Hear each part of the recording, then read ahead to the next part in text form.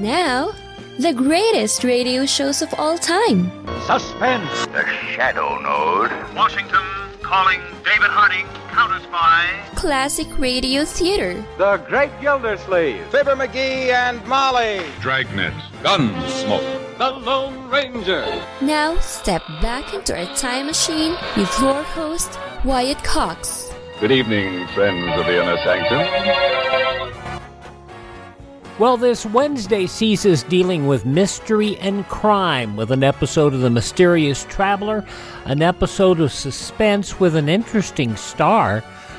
This is Your FBI, Philo Vance, and Claudia. That's all straight ahead. The star that we're going to be talking about is Ellen MacRae. Do you know who Ellen MacRae is? Don't cheat. Think. See if you know who that is. Anyway, we thank you for joining us on this Wednesday, and you know what that means. This is the 10th day of January, 10th day of the year, 356 days remaining till we get to 2025. Now, it was on this date in 1776 that Thomas Paine published the treatise Common Sense. In 1811, African-American slaves in Louisiana rebelled in 2 parishes. In 1861, in the run-up to the Civil War, Florida seceded from the Union. In 1870, John D. Rockefeller incorporated Standard Oil. The first great Texas gusher on this date in 1901, oil discovered at Spindletop in Beaumont, Texas. In 1920, the League of Nations held its first meeting and ratified the Treaty of Versailles, ending World War I. The first General Assembly of the United Nations opened in London on this date in 1946, 51 nations represented. In 1967, President Johnson reported in his State of the Union address the Vietnam War was not going well. I wish I could report to you that the conflict is almost over. This I cannot do. We face more cost, more loss, and more agony. For the end is not yet. I cannot promise you that it will come this year or come next year. Our adversary still believes, I think tonight, that he can go on fighting longer than we can, and longer than we and our allies will be prepared to stand up and resist. Vietnam War on this date in 1967. Well, after 147 years, Editor-in-Chief William Emerson announced on this date in 1969 the last issue of the Saturday Evening Post was forthcoming. My very sad duty today to announce that the Saturday Evening Post will cease publication with the February 8th issue of the Saturday Evening Post. The Saturday Evening Post had been published weekly from 1897 to 1963, then every 2 weeks until 1969. From the 1920s to the 60s, it was one of the most widely circulated and influential magazines for the American middle class.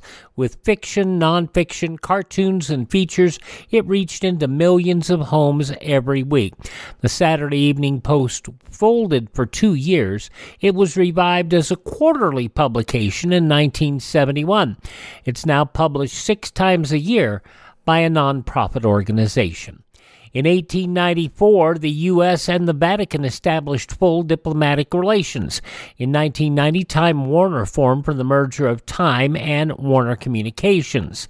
The Sopranos aired its initial episode on HBO in 1999, and in 2000, America Online announced an agreement to buy Time Warner for $162 billion, the largest corporate merger in history. Of course, America Online, it didn't last, well, it's pretty well not much left of it these days. In 2003, North Korea withdrew from a global treaty barring it from making nuclear weapons. 2005, CBS issued a damning independent review of mistakes related to a 60 Minutes Wednesday report on President George W. Bush's National Guard service. In 2007, President George W. Bush announced he would send a surge of 21,500 U.S. troops to Iraq. Passing away on this date in history, inventor Samuel Colt. Joe Penner, Wanna Buy a Duck. Also, the author of Sam Spade and the Thin Man, Dashiell Hammett. Fashion designer Coco Chanel. Actor Richard Boone passing away on this date as well, along with the very funny Paul Lynde. Producer, actor, director Sheldon Leonard. Spalding Gray, another fine screenwriter. Also singer Margaret Whiting. Singer-songwriter David Bowie. Also jazz and pop singer and pianist Buddy Greco. And guitarist, songwriter Jeff Beck, all passing away on this date. Jeff Beck passing away on this date last year.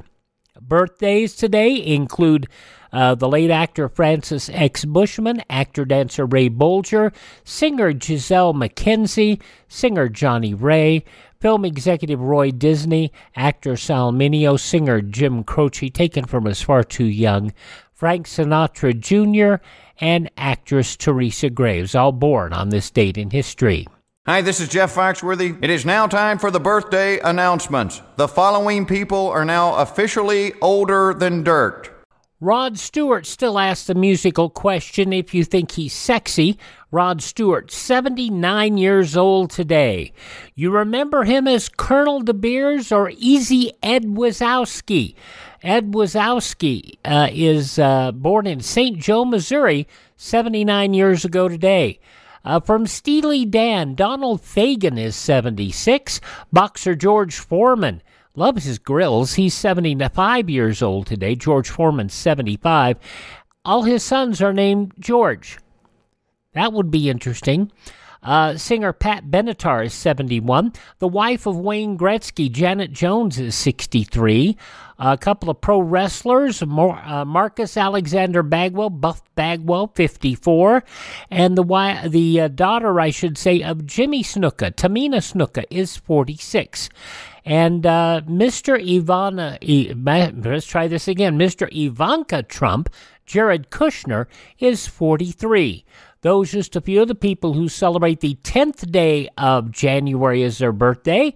And if this happens to be your birthday, happy birthday to you. Happy birthday, happy birthday. Happy birthday to you.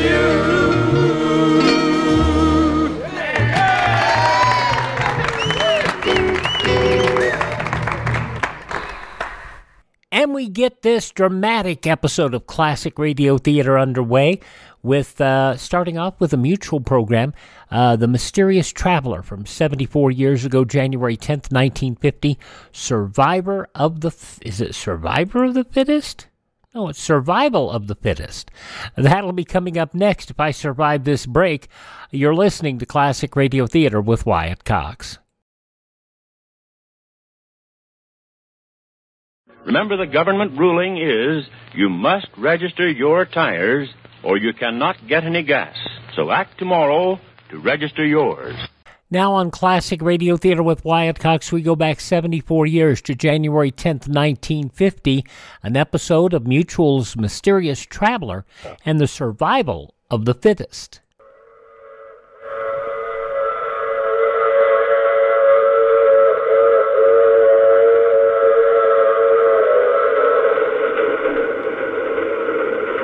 The Mysterious Traveler, written, produced, and directed by Robert A. Arthur and David Kogan, and presenting tonight two of radio's foremost personalities, Everett Sloane and Kermit Murdoch, in Survival of the Fittest.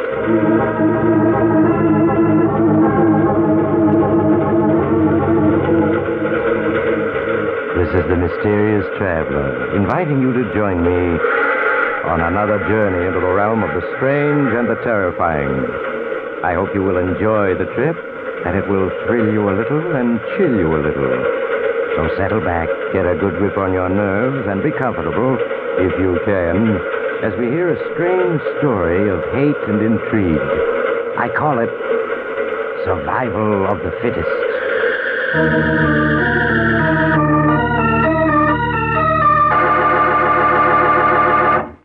But first, a short message from the Ford dealers of America. Over 120,000 delighted motorists are already driving the new 50 Ford. Here's what Mrs. Emily E. Curry, a welfare worker, said about her 50 Ford. As a welfare worker, I'm constantly on the go, and I must have a car that's dependable. But being a woman, naturally, I want a pretty car, too. I looked at all the cars and selected Ford because it gives me most of what I want. It's dependable, economical, and a real beauty both inside and outside. I've owned several makes of cars, but none that I like so well as my new 50 Ford. We Ford dealers are not surprised that new owners rave about their 50 Fords. We know every detail of its 50 ways new for 50. But you won't be able to believe how good it is until you test drive the 50 Ford. The classified phone directory will give you the name of the nearest Ford dealer, or perhaps you know him personally. Why don't you phone him tomorrow? Before you buy any car at any price, test drive the 50 Ford. Our story begins near the outskirts of a small New England town. It is early evening. Situated on a high hill that overlooks the town is a large and ancient mansion, the ancestral home of 5 generations of DeWitts. A car turns off the highway and into the private road. Slowly it crawls along the winding and bumpy driveway, its headlights illuminating the crumbling, ghostly-looking mansion. At last the car comes to a stop. An elderly man gets out and walks up the wide stone steps to the front door. He looks about uneasily, then lifts the huge knocker on the door.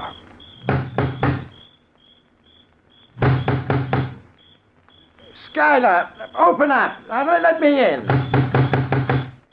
Skylar, open up. Who's down there? You know, it's Paul Adams. I must see you. Go away, you old vulture. I don't want to see you. Skylar, I'm your lawyer, and I demand that you let me in. No one set foot in this house. No one, do you hear? That includes you. I've got to talk to you. Now, you've got a great many legal matters to discuss. Just leave those legal papers on the front steps and get off my property. I'll look them over in my own good time, just like I've always done. But, Skylar, now, how can I... Don't argue, you old vulture. Just do as I say. All right, Skylar. I'm leaving the briefcase by the front door, and I'll look everything over. I'll be back tomorrow night to pick it up. I thought you'd see it my way. Now get off my property. You're trespassing.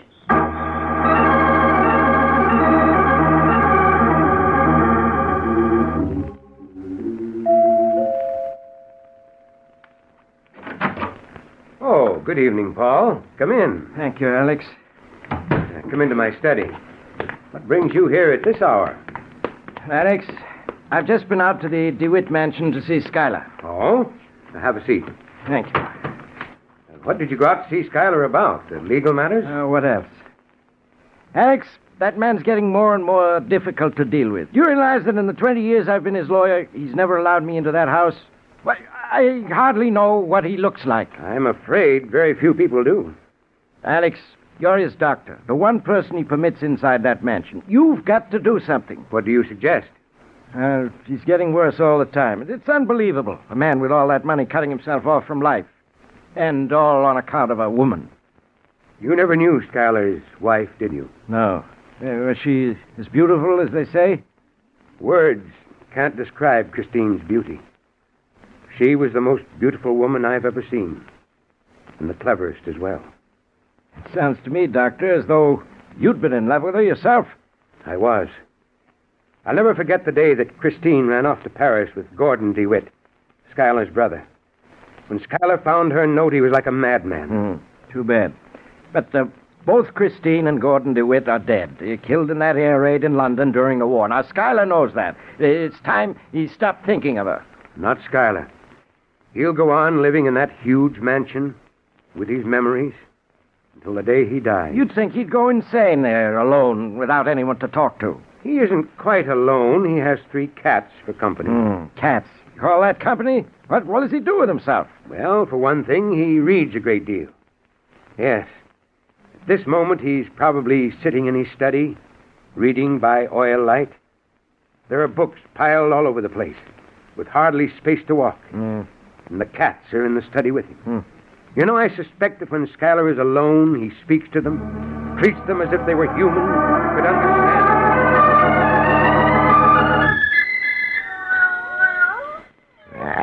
This book, Socrates, was written by a fool. Sheer nonsense, every word of it. Don't know why I wasted so much time on it. Well, enough of it. It's well after midnight, and we... Oh, what infernal fool is at our door at this hour? It couldn't be Dr. Stevens. He's got more sense. Must be that lawyer of mine, Paul Adams, come back again. Don't know why I put up with that man.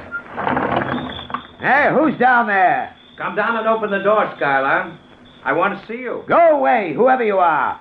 Don't you recognize my voice? Who is it? It's your brother. My brother? What do you take me for, a fool? Get off my property. Come down and open the door, Skylar. It's Gordon. His voice, but it couldn't be. It couldn't be. You hear me, Skylar? No, you can't be Gordon. Gordon was killed in an air raid during the war. He's been dead 5 years. So everyone believes. I have a cigarette lighter here. I'll light it and hold it up to my face. There. Gordon. It is Gordon. Satisfied? Now let me in. So you're alive, huh? And you've come back. This is the last place in the world you should have returned to, Gordon. Perhaps. You coming down to let me in? Yes, Gordon. I'm coming down.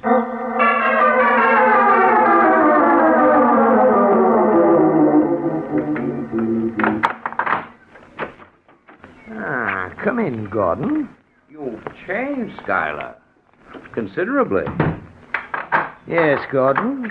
I've changed considerably. It's been 20 years. They said you'd been killed in an air raid during the war. I walked out of a London theater 2 minutes before it was demolished by a bomb. It was assumed I'd been killed with hundreds of others. And Christine? She died in the theater. Poor Christine. Poor Christine, indeed. You dare laugh at her memory? It's time, Skylar, you learn the truth about Christine. I forbid you to speak about her, Gordon. Not a word. You're going to listen whether you like it or not. Sit down. I'll kill you, Gordon. Sit where you are. That's better. From the moment you met Christine 25 years ago, you behaved like a fool. You saw Christine not as she was, but as someone to be placed on a pedestal, worshipped. She was never the woman you dreamed of. Christine was like the rest of us, with all our faults and weaknesses. Everything you're saying is a lie, a lie. If she hadn't run off with me, she'd have run off with any one of half a dozen other men who were in love with her. Not a word you're saying is true, not a word. You turned her head with your lies and promises. You robbed me of her love, lured her away. Only an idiot would believe that. Christine ran off with me because she wanted to. She was a woman with desires and a mind of her own. I don't believe a word of it, not a word. You're saying all this for a purpose. What do you want? Why have you come here? What I've told you is true. My purpose in coming here? Very simple. Money. I chose to allow everyone to believe I'd died in that London theater because I was heavily in debt. Since that time, I've been living in France under an assumed identity.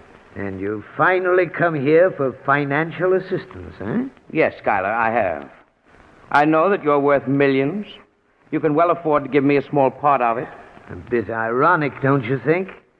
You run off with a man's wife, and 20 years later, you ask him to assist you. I tell you were well rid of Christine. The woman you loved didn't exist. And for revealing this great truth to me after 20 years, you expect money, I'm still your brother. You can't let me starve. No, of course I won't let you starve, Gordon. As you say, you are my brother. Then you will give me some money. Money? No. But you're perfectly free to live here with me, Gordon. I've plenty of empty rooms, 40 to be exact. You'll find here food and shelter, and brotherly love, of course. It wasn't my idea to live here. I'm sorry, Gordon, but that's all I can offer you. I see. Thank you, Skylar. Leaving already? Goodbye, Skylar. Goodbye, Gordon. Yes, Socrates. He'll be back. He'll be back.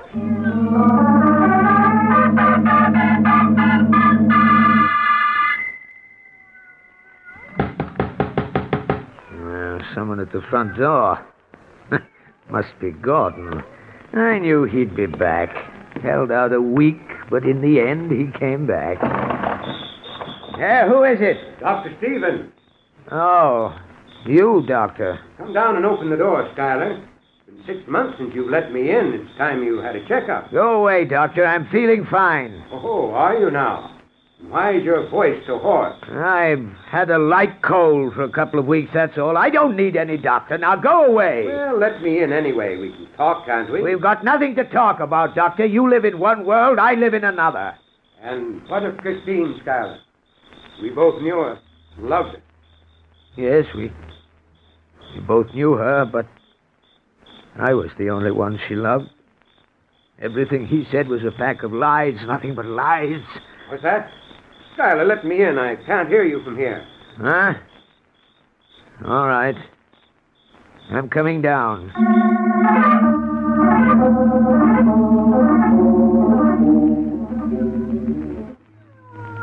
Have a seat, Doctor. Thank you, Schuyler.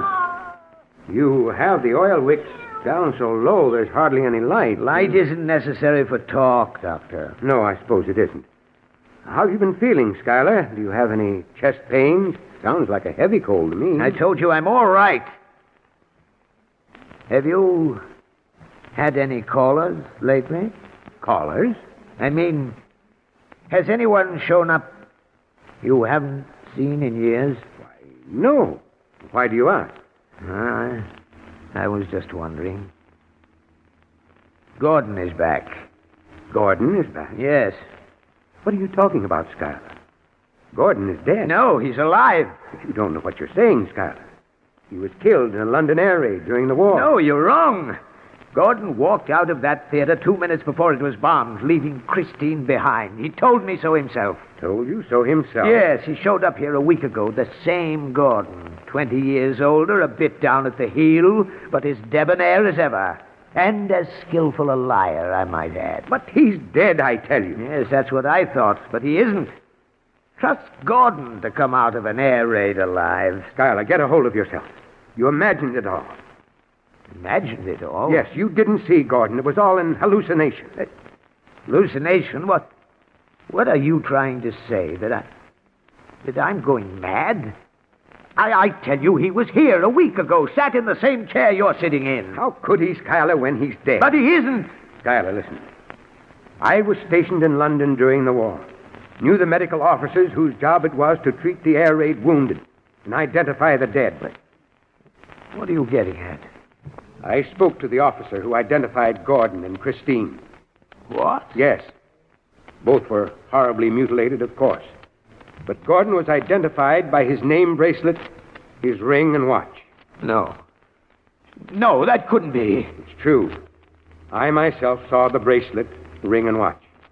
I recognized the ring. It was the one Gordon got on his 21st birthday. Gordon dead? Yes. But I saw him. I'd swear to it. Of course you would, Schuyler. Hallucinations are like that. So vivid, so lifelike that you would swear to them. Now listen to me, Schuyler. You know I'm your friend. Have been since we were children. I want you to listen to me very carefully.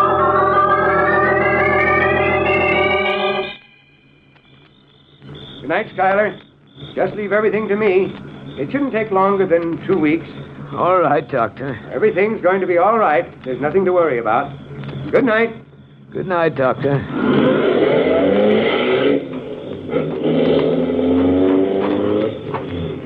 Good evening, Schuyler. Hey, Gordon! That was Alex Stevens, wasn't it? I decided to wait till he left. You're dead. You're dead. What are you talking about? You must be. You've gone out of your mind. Here. Feel my hand. Is that a dead man's hand? But Dr. Stevens said your body had been identified. That he himself had seen your bracelet, ring, watch. So you told him I'd call on you, hmm? He said I'd had a hallucination. Hallucination? I'm afraid not. But the body that was identified, the bracelet, ring, and watch. Very simple. I ran back to the theater after the explosion to see if Christine was still alive. It was then it occurred to me how convenient it would be to have myself thought dead. I found a badly mangled body, removed the identification, and substituted my own. And they thought it was you. Yes. Shall we go in the house? By all means, Gordon. By all means. Well, I gather that you've decided to take advantage of my generous offer. Yes, Schuyler, I haven't any choice. I'm stone broke. I see. Have a seat, Gordon. Thank you. What the devil's so funny? Oh, clever, Gordon. You think I don't know what you've come back for, eh, Gordon? What are you talking about? As you well recall, Gordon, Mother left me the income from a $500,000 trust fund. When I die, that trust fund will go to charity. However, if you should turn up after my death, the income would go to you, wouldn't it? Yes, it would. $40,000 a year. That's a tidy sum. Have you decided how you're going to do it, Gordon? What's it to be, a gun? Poison? A blunt instrument? I haven't quite made up my mind, Schuyler. Aren't you a little frightened? Why should I be? You're going to find me a very difficult problem, Gordon. Unless I die a natural death, you'll be open to suspicion when you appear to claim the income from the trust fund. I'm aware of that, Schuyler. Yes, indeed. I'm going to be quite a problem. Perhaps even a bigger one than you think. I don't think so, Schuyler. No? How can you be sure, Gordon, that you won't wind up as the victim? After all, it would be a simple matter for me to, say, poison you, bury you in this cellar. As far as the world is concerned, Gordon DeWitt is dead. No one would come looking for you. I'm also aware of that, Schuyler. I shall be on my guard. Yes, Gordon, be on your guard. For I suspect that in a very short time, there's going to be one less DeWitt in this world.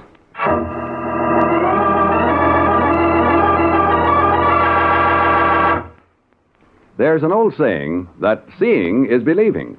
But more than 120,000 enthusiastic Ford owners say driving is the proof positive. That's why we Ford dealers want you to test drive the 50 Ford before you buy any car. You get the quality feel the moment you slide behind the wheel. A finger's touch brings the great new V8 engine into quiet, eager life. And then as you start your test drive, you'll feel the tremendous power and acceleration at your command. You'll immediately notice the quietness of both the motor and the sound-conditioned lifeguard body. Take out over a rough, tough road and marvel at the way the midship ride floats you across those bumps. Test drive those 35% easier-acting king-size brakes. The lightest touch brings you to a safe, sure stop. Any Ford dealer will arrange a test drive. If you don't know him personally, he's listed in the classified phone book. Call him tomorrow. Before you buy any car at any price, test drive the 50 Ford. It will open your eyes. Now, back to Survival of the Fittest.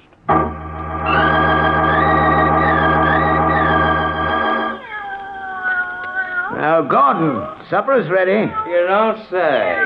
No doubt another one of those indigestible affairs you call supper. Well, you haven't died yet from one of my meals, Gordon, and you've been here 2 weeks already.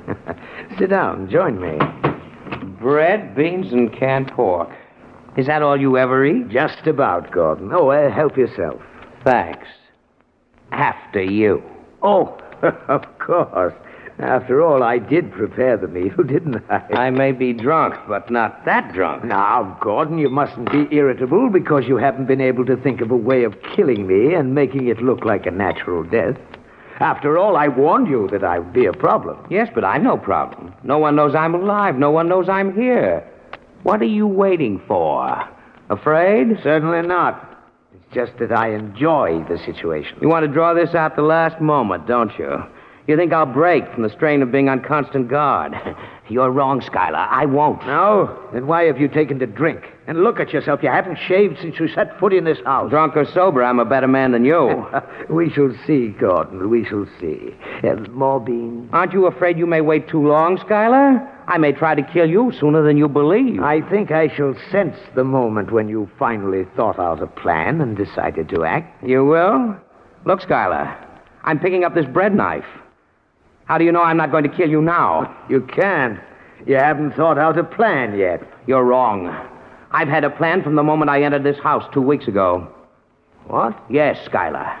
As for my drinking, that was an act. An act designed to give you a sense of security and to give me time. What do you mean? I've had time to observe you closely, hear the way you talk, learn your every mannerism. You couldn't get away with it. You couldn't. Why not, Schuyler? Only one person ever sets foot in this house, Dr. Stevens.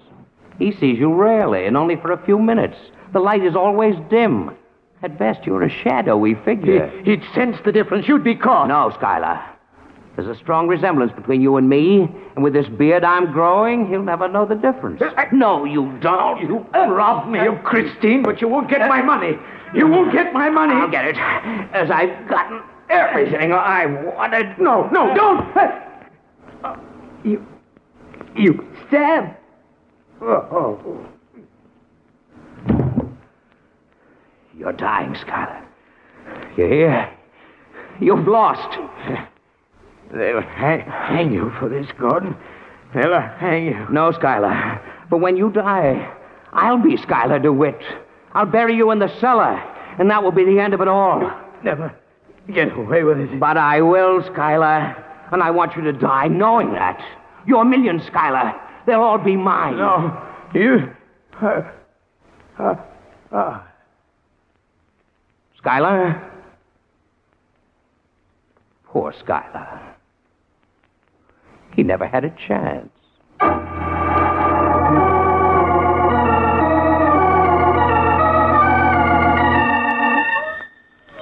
Here, Socrates. Get away, Plato. You've had enough to eat.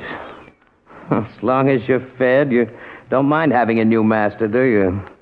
Now, you're the only ones who can give me away. But I don't think you will. Seems we have a visitor. Now for the impersonation of Schuyler. Who's down there? It's Dr. Stevens, Schuyler. Sounds as though your cold is gone. My cold? Oh, yes. Come down, let me in. Go away. I don't want to see anyone. Now, don't be unreasonable. You and I have been friends for a long time. Come down and let me in. Not tonight, Doctor. Now go away. What do we do now, Doc? Let me handle this. You just stay in the car. Who's that down there with you? Your lawyer, Paul Adams, and a friend. Well, get off my property, all of you. Schuyler, I insist that you let me in. If you don't, I'll force my way in. You'd be breaking the law. That's what you'll be doing, breaking the law. Are you coming down, or do I have to force my way in? I'm coming, Doctor. And you'd better have a good reason for all this.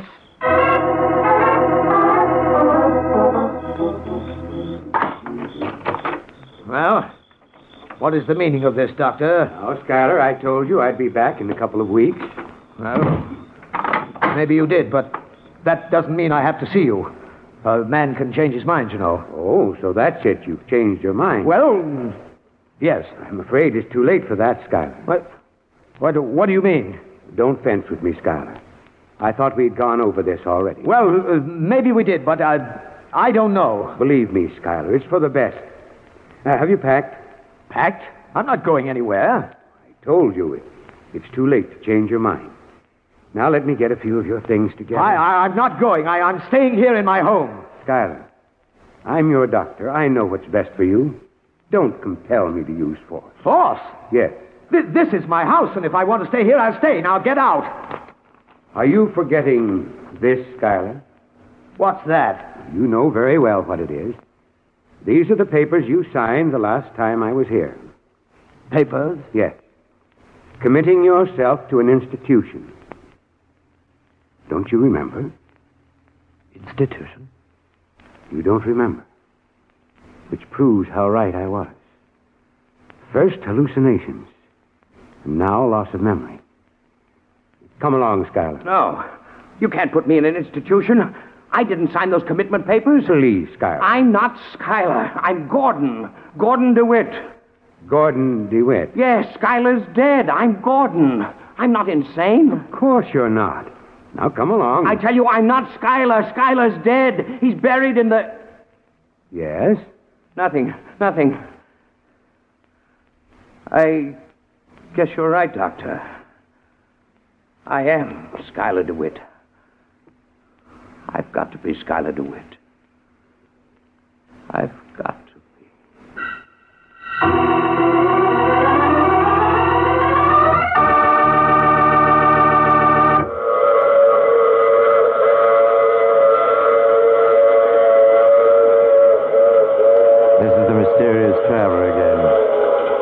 Did you enjoy our trip?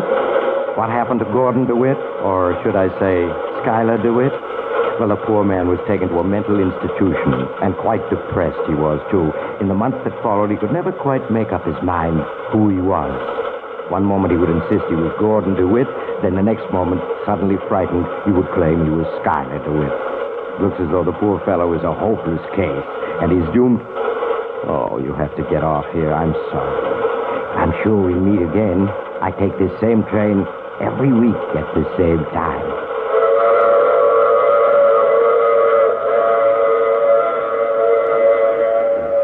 More than 120,000 delighted motorists are already driving the new 50 Ford.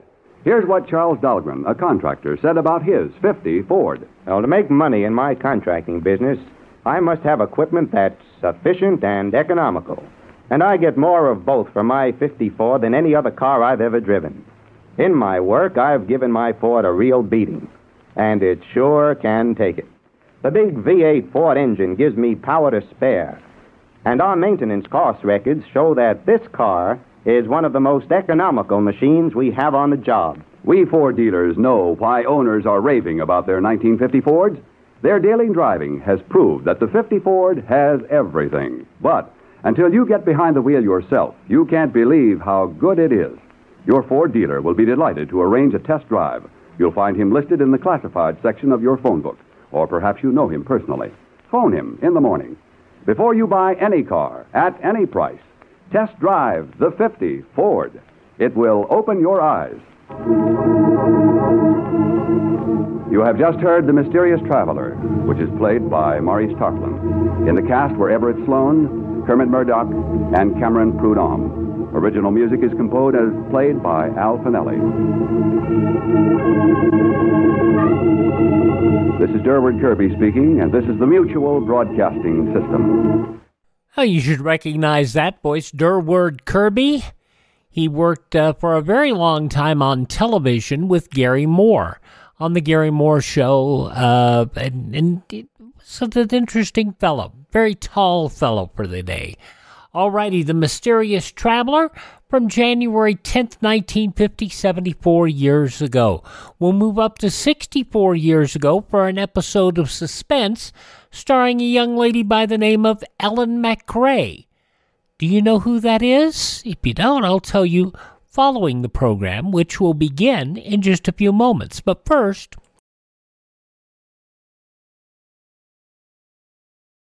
Send used fats against the enemy. Now, more than ever, used fats are needed for ammunition, medicinal supplies. Save used fats. Wyatt Cox here with our regular get-together on this Wednesday of Classic Radio Theater with Wyatt Cox. Now an episode of Suspense starring Ellen MacRae.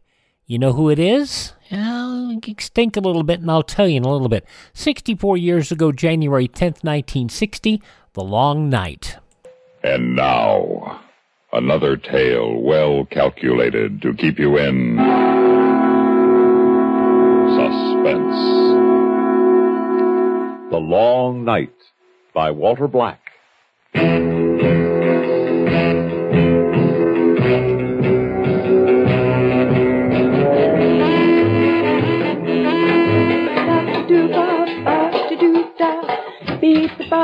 That you, Vern? Hey, why'd you shut the radio off? Oh, you can stand all that caterwauling. It's beyond me. Nobody's asking you to listen. That's why I shut it off. Supper ready? In a minute. You better wash up.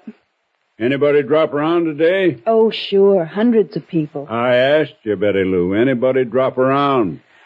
Just old Mr. Collins to pick up the eggs. I saw him. Nobody else? Nobody else.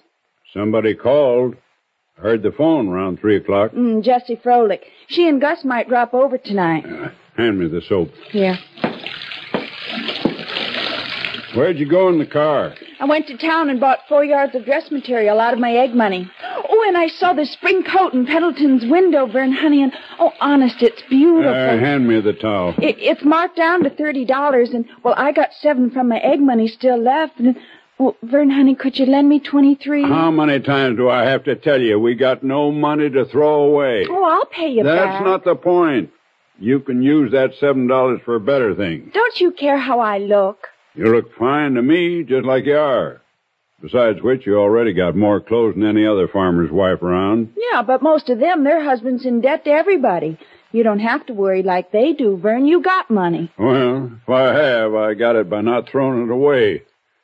Yeah, just you be patient, Betty Lou. It'll all be yours someday. But it's only 20. I don't want to hear any more about it. Let's eat.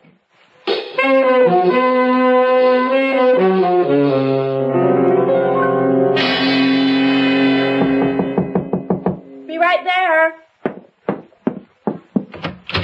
Oh, hi, Mr. McCall. Miss Meeker, Vern around? He's out feeding the stock. Why?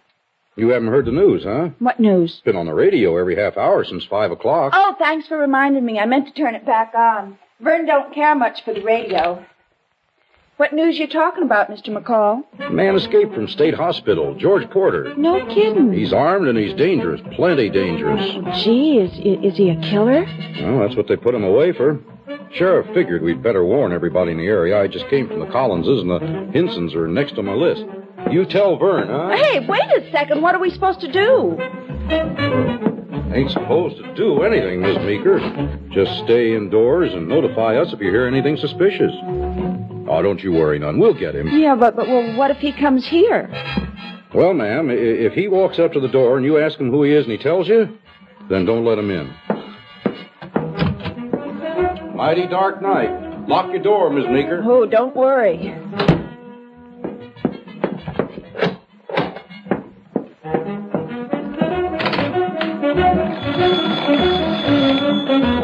Operator, would you please give me 43285?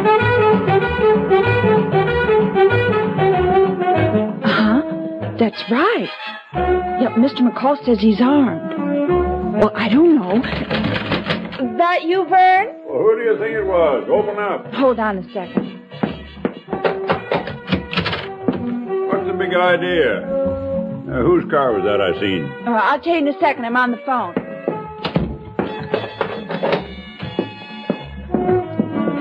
Hello? All right, Jesse. I'll be talking to you. That was Jesse Froelich. I called him to tell him not to come over tonight. Why? There's a crazy killer running around loose. That's why. A murderer's escaped from State Hospital. That car you saw, that was Deputy McCall. They're warning the whole neighborhood, so don't you dare go out there again tonight.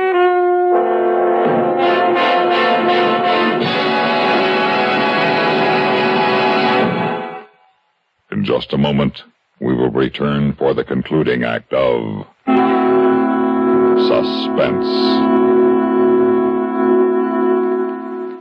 Here's Hollywood star Mona Freeman. Who feels like acting with a miserable cold? I relieve cold distress the fast way with 4-way cold tablets. Yes, tests of all the leading cold tablets proved 4-way fastest acting. Amazing 4-way starts in minutes to relieve muscular pains and headache, reduce fever, calm upset stomach, also overcomes irregularity. When a cold strikes, do what I do. Take 4-way cold tablets. It's the fast way to relieve nasty cold distress and feel better quickly. 4-way, only 29 cents. Our program will continue in a moment after a word about another fine product of Grove Laboratories. Had dandruff for years? Now get rid of it in 3 minutes with Fitch Dandruff Remover Shampoo. 3 minutes with Fitch regularly is guaranteed to keep unsightly dandruff away forever. Apply Fitch before wetting hair, rub in 1 minute. Add water, lather 1 minute, then rinse 1 minute. Every trace of dandruff goes down the drain. 3 minutes with Fitch, embarrassing dandruff's gone. Fitch can also leave hair up to 35% brighter. Get Fitch Dandruff Remover Shampoo today.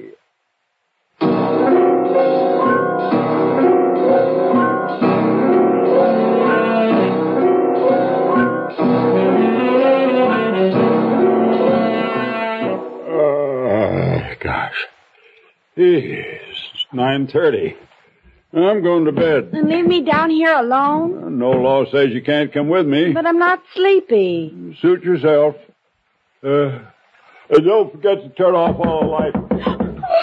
Who's there? Our car ran out of gas down the road. Can we use your phone, please? Oh, no, Vern. It might be some kind of trick. Who are you? My name's Jeffries. My wife and I are on our way back to Terre Haute. Make his wife say something. Your wife with you? Of course. Well, tell her to say something. I'm Mrs. Jeffries. Please, won't you let us use your phone? Oh, it still might be a trick. And not likely he'd have a woman with him. I don't care. Tell him to go away or you'll call the police. No call to get so worked up. We gotta be sure who you say you are. Slip your driver's license underneath the door.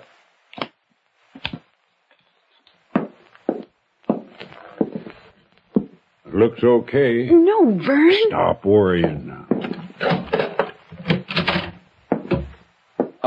May I have my driver's license back? Here. This is my wife, Patricia. I'm Tom Jeffries. Meeker. This here's my wife. How do you do?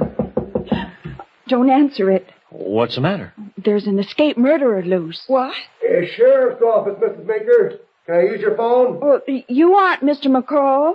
No, ma'am. We got everybody out tonight. Vern, you think it's all right? Why, I reckon. Come in. Yeah, phone's over there. Thanks. All right, all of you. What? Stand just where you are. What are you doing with that gun? Who are you? My name's Porter. The man who escaped That's from... right, sis. The man who escaped from the asylum. Oh. Now, everybody, just relax.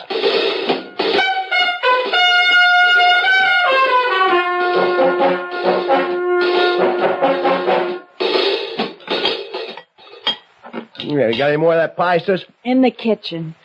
You, farmer, get it. Get it yourself. Oh, big man. There you wouldn't act so tough without that gun. Well, I'll put the gun away, big man. I thought so. All talk, huh? Well, can't say as I blame you. See what I got in my left pocket, farmer? A knife. That's right, lady. Knives are nice and quiet, you know. You think I'm bluffing? No. You ain't ever been in a hospital for the insane. If you got out, you'd want to stay out. You'd do anything to stay out. Anything at all. All right, all of you, sit down.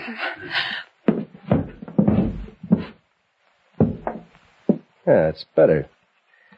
Hey, sis. Tell me something. How come a good-looking babe like you gets hitched up to a farmer here? None of your business. What do you think, farmer? She love you in spite of the way you look? Jeffries, throw me them cigarettes. I got a theory, big man. You look old enough to be wifey's papa. You must be loaded. Is he, sis? How much has he got in the bank? Or maybe he don't trust banks. Maybe he shoves it under the mattress. Is that it, sis? Don't you tell him anything, Vern. I ain't anything to tell. All I got is what you see right here. Oh, I'll bet. How about it, Jeffries? He's loaded, ain't he? I wouldn't know. Oh, we just met the Meekers. Our car ran out of gas. Oh, is that and we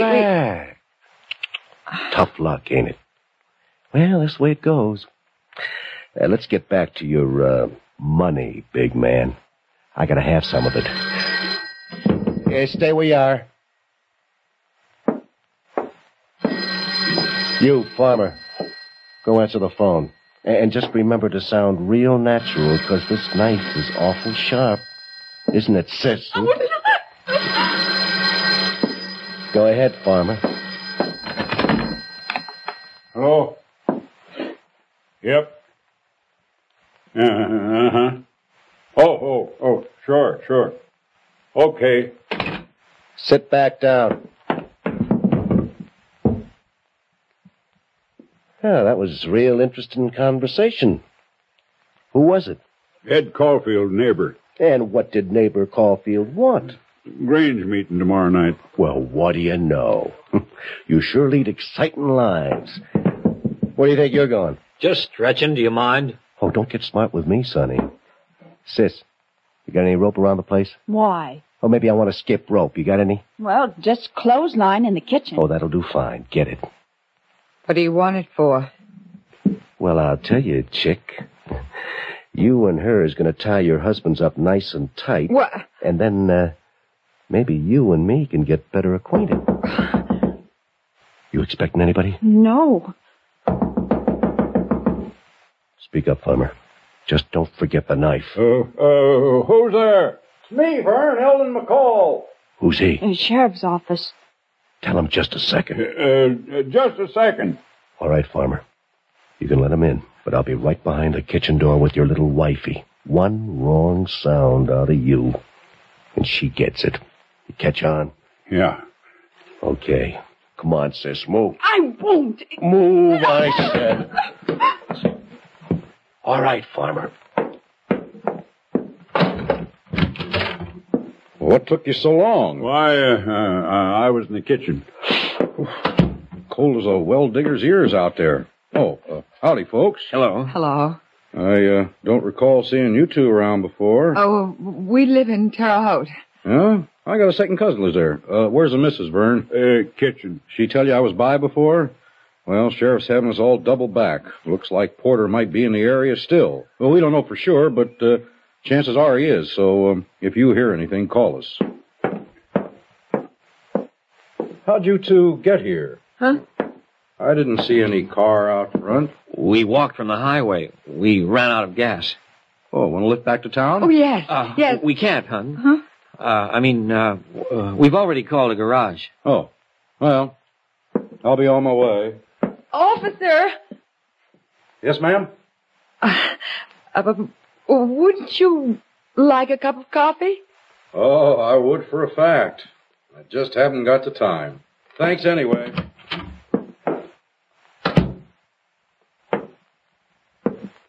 Real smart, aren't you, chick?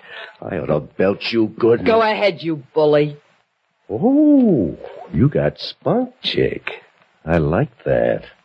Hey, Jeffries, how come you turned down the chance to get out of here? You know why. I was afraid of what you'd do to Mrs. Meeker.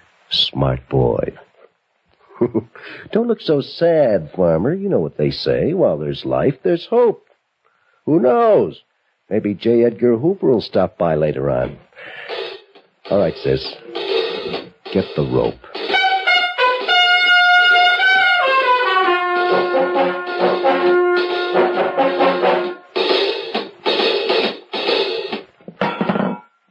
Any more beer in this joint, sis? No. 2 measly cans. Old Farmer, he don't believe in drinking, huh? What do you believe in, Farmer? Money?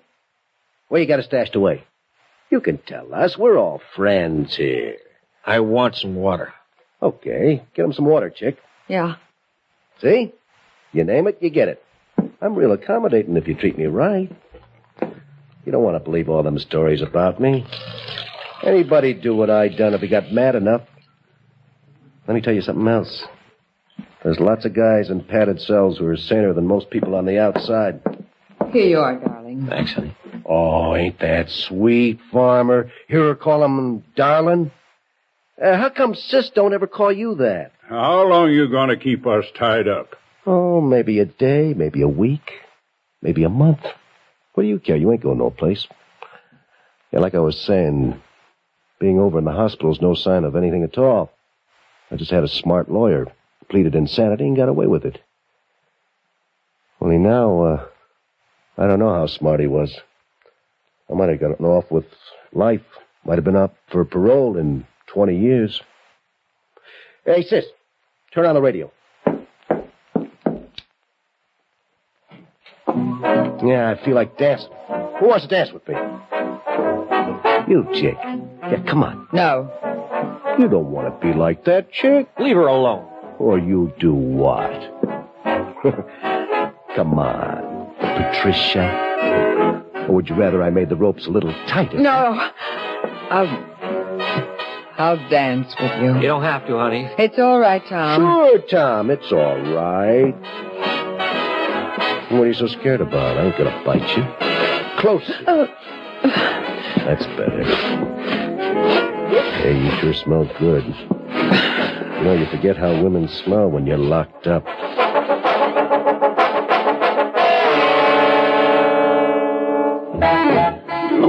Please, it's after 2. You can't keep them tied up all night. Oh, sure I can, sis. We never did anything to you. Why can't you go away and leave us alone? You get your loving husband to cough up his money, and I might just do that. I can't stand any more of this, Vern. Give him the money and get him out of here. Come on, Vern, old boy. Where you got it here? She don't know what she's saying there. There's no money. Oh, stop it. I'm sick and tired of the way you cry poor all the time. Everybody in the township knows you got money hid all around the place. You want to stay tied up forever? Or worse, there ain't no amount of money worth a man's life, farmer. Where is it? For heaven's sake, Meeker, tell him. I'll split it with you.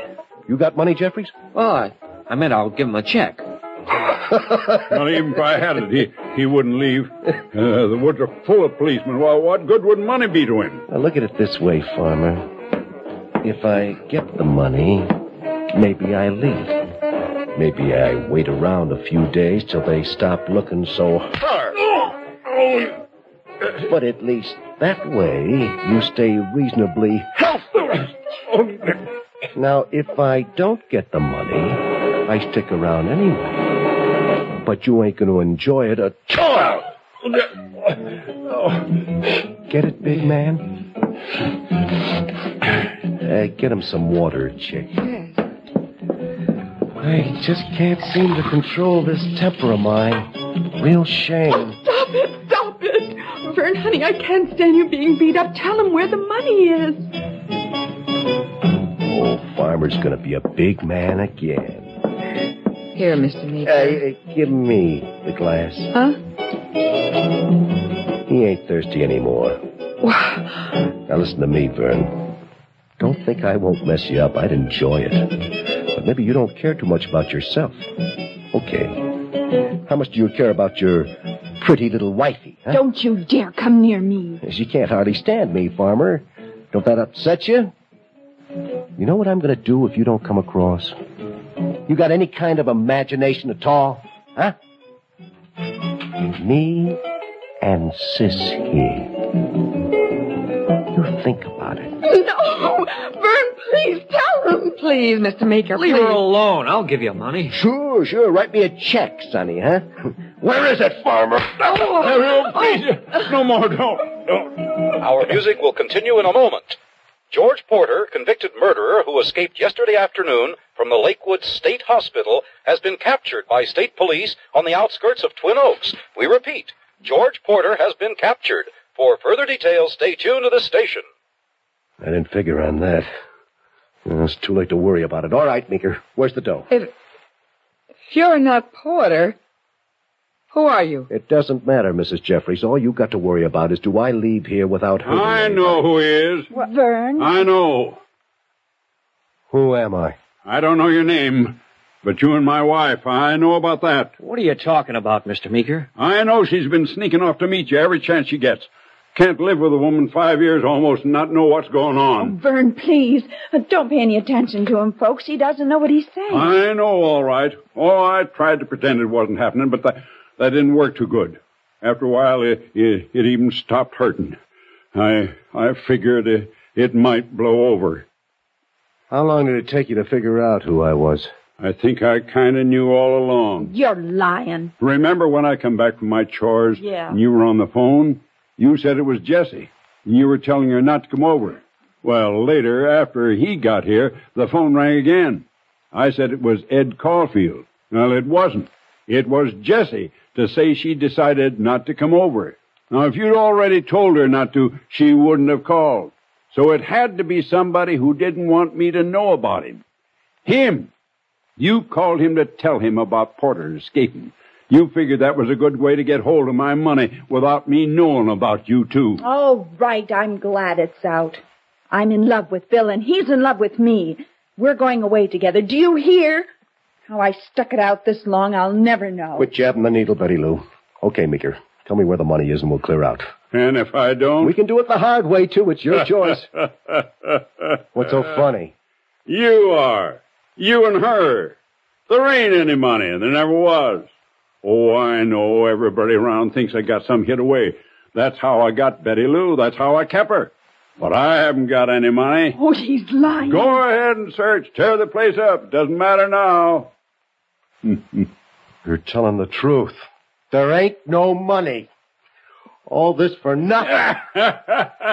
Okay, the party's over. I'm leaving. Well, now, wait, Bill. I'll pack a bag. What for? Well, I'm going with you. Not without money, you ain't. But, Bill, you promised. What good are you to me without money? Find yourself another boy.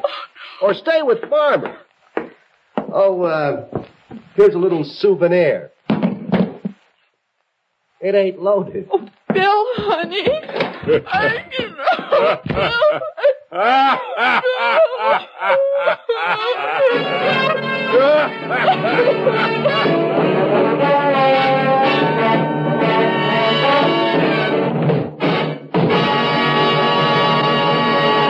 Suspense.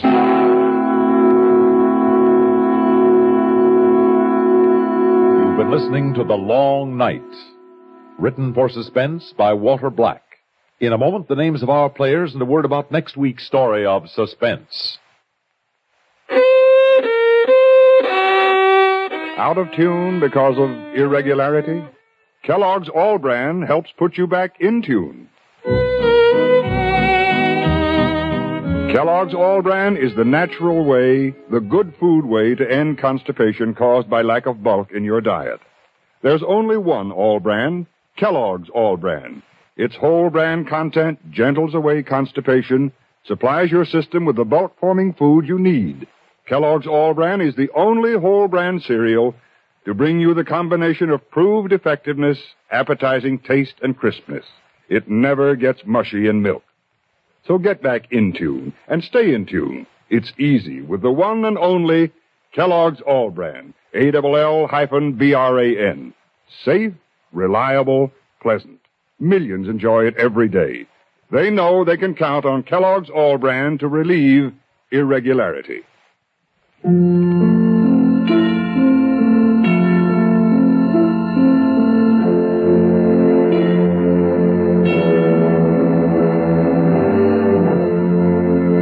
Heard in tonight's story were Ellen MacRae as Betty Lou, Bill Adams as Vern, and Sam Gray as Porter.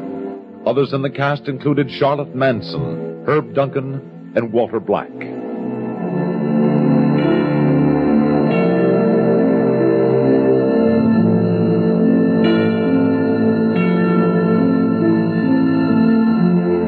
Listen again next week when we return with Turnabout, written for Suspense by J. Bennett.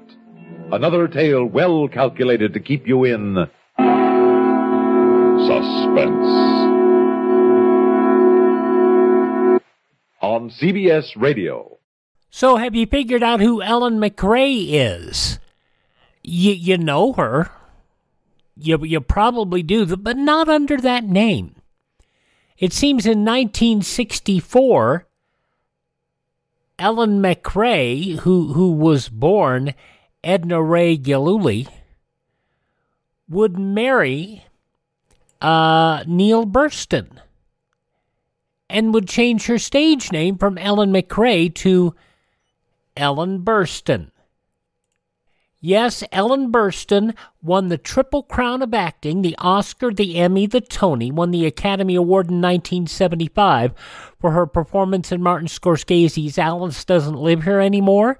She won the Tony in that same year for Same Time Next Year. She would reprise her role in the film version in 1978 with Alan Alda, and she completed the Triple Crown more than 30 years later with a Primetime Emmy for her guest starring role on Law & Order SVU in 2009.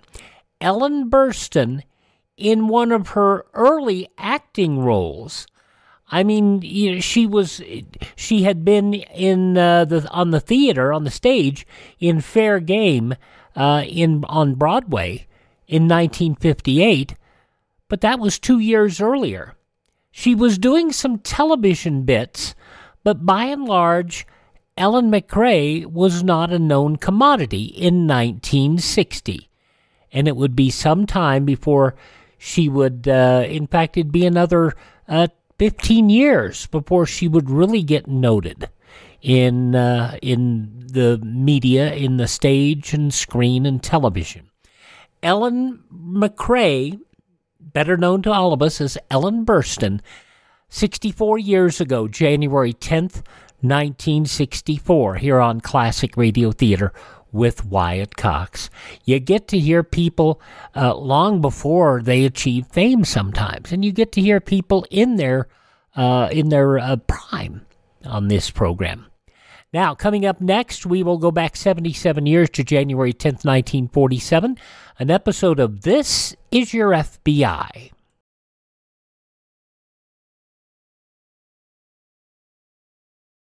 Ladies, listen. The shortage of fats and oils is still very serious, and it's worldwide. So please, keep on saving every single drop of used kitchen fat. Your butcher will pay you for every pound.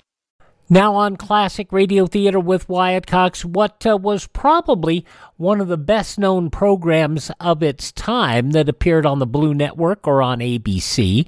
This Is Your FBI from 77 years ago, January 10th, 1947. This is the story of the Fugitive Guest. The Equitable Life Assurance Society presents This Is Your FBI.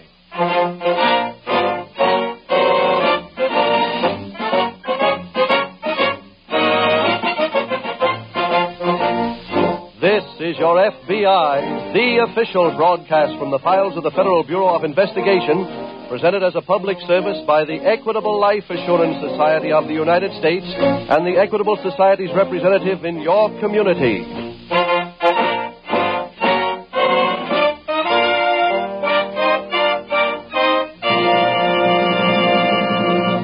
At the beginning of the new year, there are few fathers who don't pause to reflect on the 12 months that have gone by, to make plans for the future, plans that will promote the happiness of those they love. That's why so many fathers pick January as the time to increase their family's protection with the Equitable Life Assurance Society. Yes, the finest New Year's resolution of all is this: resolve to give your family increased security through life insurance. Then keep that resolution by getting in touch with your Equitable Society representative tomorrow.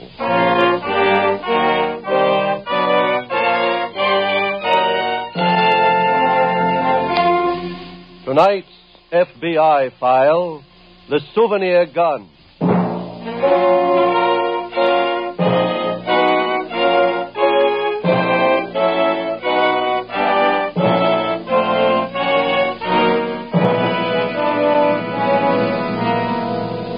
It is a fact certified by history that after every war, there has been an increase in crime. It is not a fact, however, that the new criminals are a result of the practice which the Army and Navy gave our younger generation in the art of murder. The hoodlums who are swelling the files of police departments all over the country are hoodlums because of circumstances. Wartime is a period of loose morals and easy money, a set of conditions which suits the criminal to perfection. Let us, therefore, stop pointing at the armed forces and blaming them for our current troubles. Let us stop finding reasons for the crime wave and start finding cures.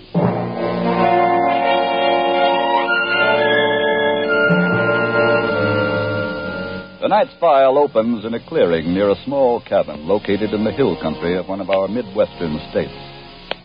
A man is standing in this clearing firing a pistol at a string of tin cans that are propped on a fallen log.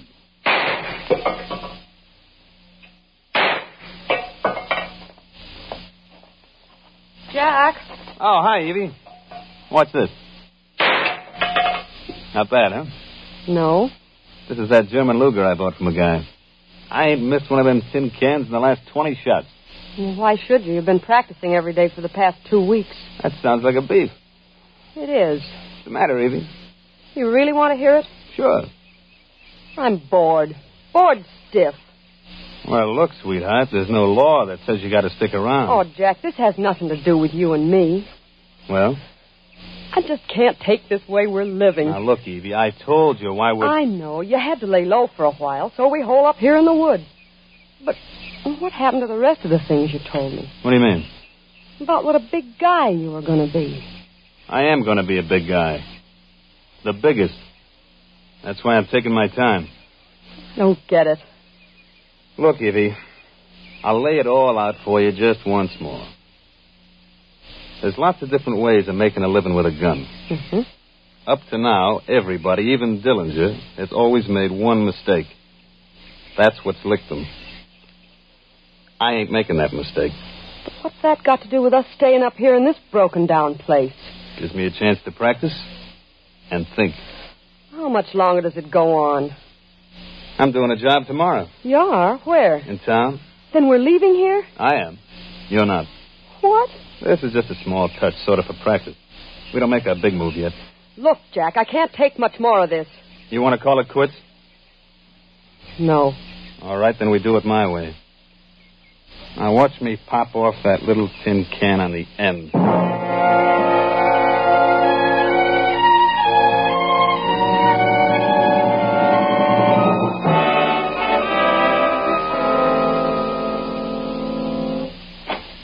Jim Taylor? That's right. I'm Detective Sergeant Graff. Oh, hello there. Hello. I heard about you. Oh, I just in to see your agent in charge. He told me to talk to you. That's swell. Pull up a chair. Thanks. Case came into headquarters this afternoon. There's an FBI angle in it. That's why I'm here. What's it about, Sergeant? A stick-up in a building over on State Street. Yes. Messenger carrying an envelope containing money and securities was waylaid right outside his office. I see. Armed man forced him into a self-service elevator, took him down the basement, tied him up, made a clean getaway. No. How much cash was in the envelope? Little over $1,000. Well, what's our angle, Sergeant? Well, there's every indication that the robber skipped across the state line. Oh, I see. The messenger give you a description of this man? Mm-hmm. I have it here. We've already sent out an alarm on him. Good. Now, is there anything else I should know about? Yeah, we have two good leads. Oh, what are they? Well, the weapon the hold-up man used was a German Luger. Messenger knows guns. He recognized it. Another souvenir gun, I suppose. Yeah, it looks that way. We also found the messenger's envelope in a trash barrel in the basement. It was empty, of course, but there were several fingerprints on it. Can we get a set? You already have them. Oh? They're on the way to your lab right now. Swell. Sergeant, let me assemble all these facts on paper, then we'll go to work.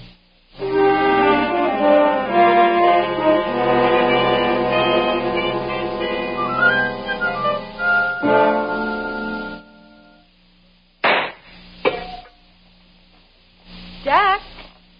Jack! Ah, good morning, Evie. I didn't know you were back. Got in late last night. Why didn't you wake me up? I didn't want to disturb you. Oh, I wish you had. I was worried. What about? Well, the job. How'd it go? Well, how'd you expect?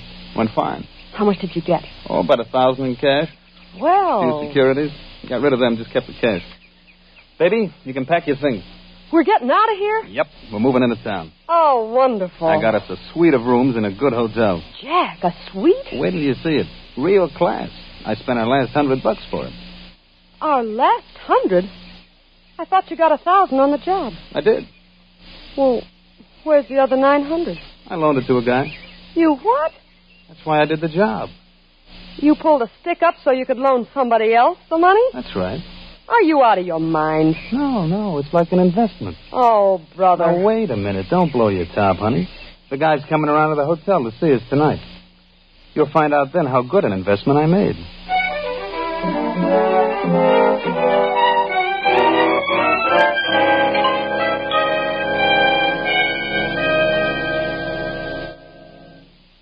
Evie? Yeah, honey? Well, you finally got out of that tub, huh? Only temporarily. Oh, after 2 months of bathing in that mountain stream, I'm going to live in a bathtub. Look, honey, that guy's on his way up. Oh, you mean the one you loaned the money to? Yeah, I want you to meet him. Oh. Hey, there he is now. Come on. Will I find out why you made the investment? Mm-hmm. Just a minute. Hello, Jack. Hiya, Ray. Come on in. Thanks. Ray, I'd like you to meet the wife. Honey, Ray Nelson. How do you do? Hello. When this happened, Jack? Getting married? Yeah. A couple of months ago. Oh, congratulations. Thanks. Sit down. Okay. Can I fix your drink, Mr. Nelson? No, thanks. Ray, I'll tell you why I asked you to drop over. It's about that dough I loaned you. The 900? Uh-huh. Well, something's come up that sort of puts the squeeze on me. I'm going to have to take it back. What? Sorry. But you just gave it to me last night. I know. You also knew that I had to use it to pay off a guy. I ain't got it, Jack. Oh, that's bad. Well, when you gave me the dough, you said I could keep it as long as I like. I told you something's come up. Jack, I just ain't got it. Well, in that case, maybe you can pay me back another way. How do you mean? Do a job with me. What kind of a job? I know where there's a safe that's loaded with dough. It's a real soft touch. No dice. Busting safes is your business. It used to be my business. What do you mean? I retired. Them big jobs are too tough. This one's a cinch. It's a roadhouse just outside of town. I've cased the setup. I got the whole thing planned. Jack, I just can't do it. Is that the answer I gave you when you wanted to borrow the dough? Is it? No. Then why don't you return the favor? Okay. That's better. Evie, Yeah, honey. you make that drink now. Okay. Well, drink to a good investment.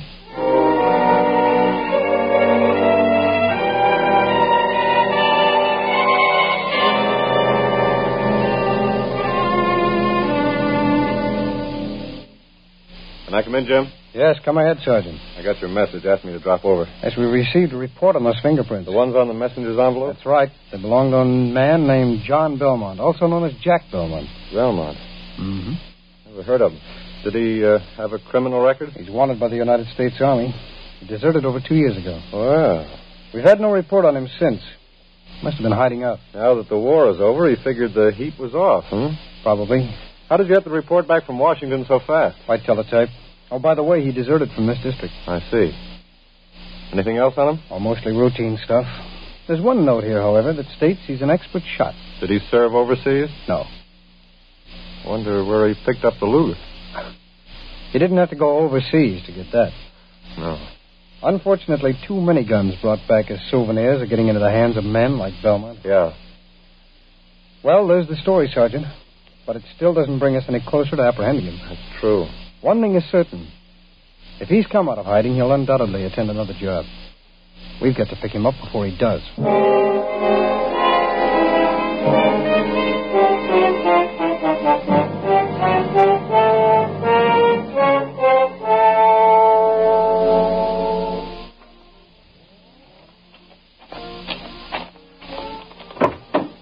Okay, let's go inside. What about the car? We leave it here. Right in front of the roadhouse? I gave the doorman a fin. Told him we didn't want to get all jammed up back in the parking lot. Oh. Let's go. Now, you know the setup. Once we're inside, we head to the manager's office. Right. It's an old safe. You should crack it in no time at all. Uh-huh. Here we are. Go ahead, honey. Ray. Thanks. Okay. So we head right down here past the bar. Come on. Hey, this is a real nice place. Mm-hmm. Maybe we could stay a while. Yeah, that'd be great. That's the manager's office right ahead. Yeah.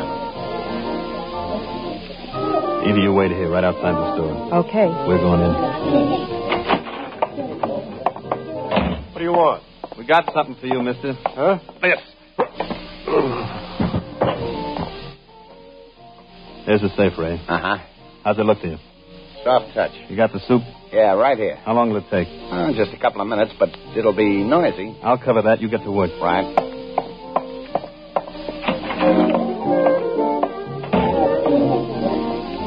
Everything okay? Naturally. What do we do now? You and me are going to have a little dance. What? Come on, let's get out on the floor. Are you crazy? Come on.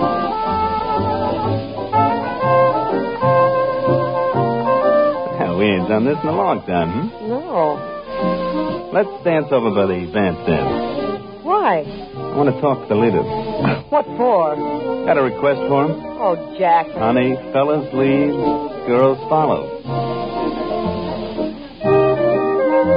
Oh, mister. Yes? I got a request for you. I'll be glad to play it. What's the tune? Oh, no special tune, just so long as it's loud. Sorry, that's for squares. So is this. What? Don't rumble, mister. You do as I say, I'll keep the gun right under my coat. Now play loud. Yeah, sure. Beat it out, boys. Loud. Come on.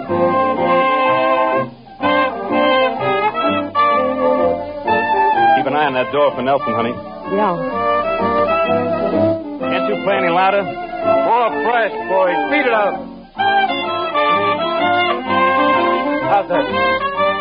Okay, keep it that way. door's open. He's coming out. Well. All right, mister. Take it down. Down, boys.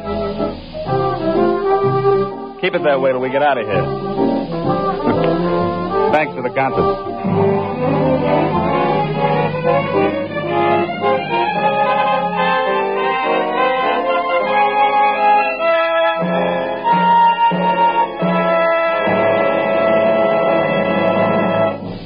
We will return in just a moment to tonight's file, which shows how the FBI brings to justice these criminals who have succeeded in pulling the wool over the eyes of honest citizens.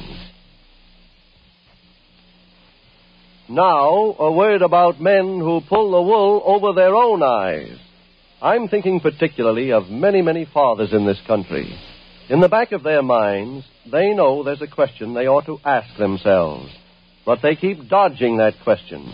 They refuse to ask themselves, if I should die, how would my family get through the critical years before our youngest child finished high school? How long would my wife and children continue to be well-fed, well-housed, and well-clothed? Please don't say to yourself, oh, I guess they'd get along all right. That's pulling the wool over your eyes again. What you're after now is a true and honest answer.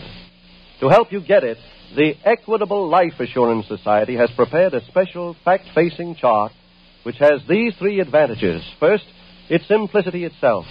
You can fill it out in 5 minutes flat. Second, you are guided every step of the way by easy-to-understand pictures which illustrate the unavoidable expenses your family will have to meet. Third, when you're finished with this fact-facing chart, you'll have a clear, accurate, and complete picture of just what income your family would need during the critical years. Okay, Mr. Cross, I'm ready to pull the wool off my eyes. How about telling me where to get this fact-facing chart and how much it'll cost? Why, it doesn't cost a cent. The Equitable Society representative in your community will be glad to bring you a copy of this chart. Phone him tomorrow or send a postcard care of this station to the Equitable Society. That's EQUITABLE. The Equitable Life Assurance Society of the United States.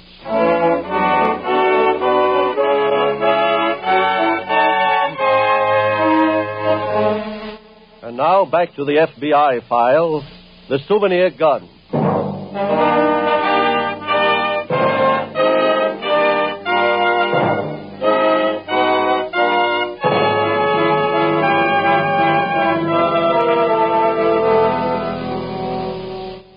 Because we are a nation of collectors and souvenir hunters, almost every member of the armed forces brought back something to show the folks at home. Something to identify him even more than the uniform with the specific victories in his theater of the war. Many of those souvenirs were foreign weapons. Weapons which ranged from single-shot pistols to Japanese machine guns, which had been used to kill. Now, with the war over, those weapons are falling into strange hands and being used again as instruments of murder. Now, to protect yourselves, your FBI asks those of you who have possession of souvenir weapons to comply with all laws where required and have them registered, if you have not already done so. By doing that, you'll be doing your part in fighting the crime wave.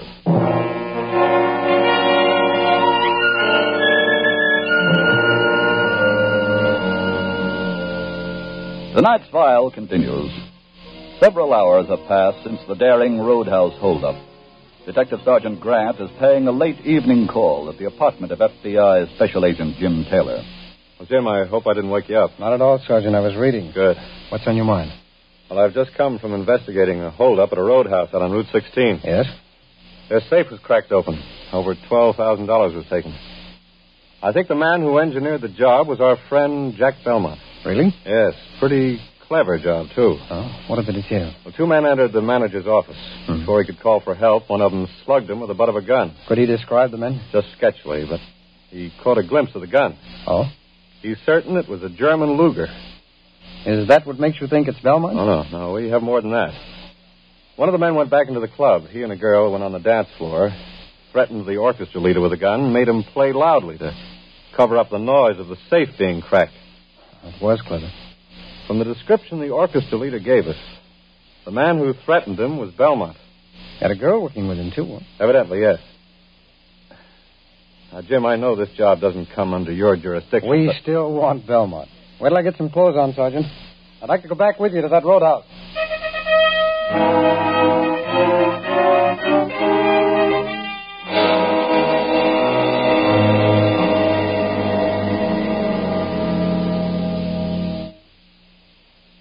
Evie, what time is it? Huh? What? I said, what time is it? Oh. It's almost 8 o'clock. Are you sleeping? Just dreaming. What do you mean? Dreaming of that beautiful white bathtub back at the hotel. Oh. Jack, why'd we have to come back to this broken-down cabin? To meet Ray Nelson. Why couldn't he come to the hotel like he did before?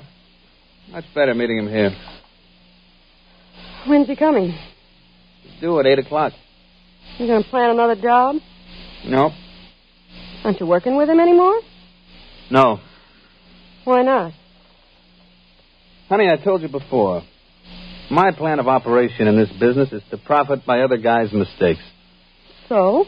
So the first thing I scratch is partners. They're liable to get nailed and talk. That's how other guys get trapped. Eventually, somebody working for them blows a whistle. Oh, you going to work alone now? Not necessarily. But I'm just picking one partner at a time. When we do the job, then I get another one. Yeah, but honey, aren't those ex-partners liable to talk? Not the way I'm handling it. What do you mean? You'll see. Yeah? Me, Jack. Hi, Ray. Come on in. Oh, thanks. Hi, Mrs. Belmont. Hello. This is really a hideout you got here. Have any trouble finding it? Not with the directions you gave me. I'd hate to try to get out here on my own. Where's your car? Down at the foot of the hill. Look, Jack, I can't stay very long, so let's cut up the dough, shall we? Ray, I'm afraid I got bad news for you. What? You ain't cutting in on that job. Huh? I'm keeping the whole thing. You mean you made me come all the way out here? The trip wasn't wasted. Wait a minute. Put that gun away. Sorry, Ray. Jack. That's how you handle ex-partners, baby. Now we'll take him down to the river, tie some weights on him, and he can have one of them baths you were beefing about.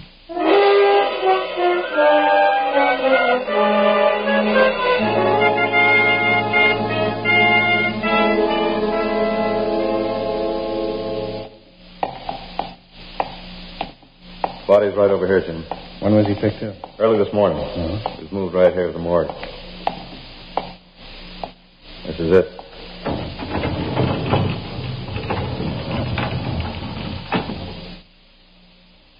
Well, according to the coroner, he's been dead less than 48 hours. Mm-hmm. Where was the body found? Near the municipal dock. Bullet wound on the temple. Yeah, he was obviously dead before he landed in the river. You say his name is Nelson? Yeah. Ray Nelson. How did you link him with Jack Belmont?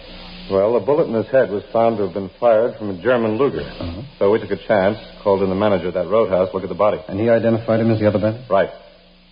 Mr. Belmont evidently double-crossed his own partner. Looks that way. Find anything in his pockets? Yes, his possessions are right here. Anything of special interest? Oh, just this card of matches. Here. Thanks. Some writing on the inside flap. Uh-huh. 2 traffic lights, turn left. 1 traffic light, turn right. Highway 9 7/10 miles. Left 1 6/10 miles. Cabin, top of hill. Right side of road. What do you make of it, Jim? Find out where this man lives? Yeah, right here in the city. Well, Sergeant, it's possible these are directions to a place that Belmont is using as a hideout. Yeah? This man Nelson could have gone out there, been killed, and dumped in the river. But his body was found right here in town. Yes, I know. But there's a pretty swift current in the river this time of year. He could have been dumped in from any place upstream. Jim, if you're right, these directions should lead us right to him. No, I'm afraid it's not that easy. Oh? We don't know where Belmont was when he wrote these directions down. Oh. Sergeant, do you know if Nelson had a job of any kind? Yeah, he had a part-time job in a pool room. Well, then there are 3 places we know of where he could have been when he took down these directions. His home, the pool room, or the roadhouse. Right. Sergeant, why don't you call headquarters? Give them these directions. See if they'll send out squad cars from all 3 locations. Okay. Then we'll hop over there and wait for the results.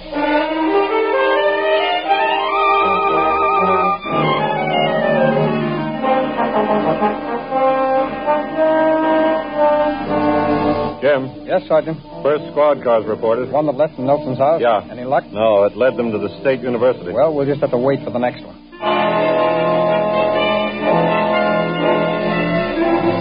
Here's a report on the second car, Jim. One that left from the pool room? Yeah, they drew a blank, too. What happened? Took them to the main street of Centerville. Just one more to go. I know. Let's keep our fingers crossed.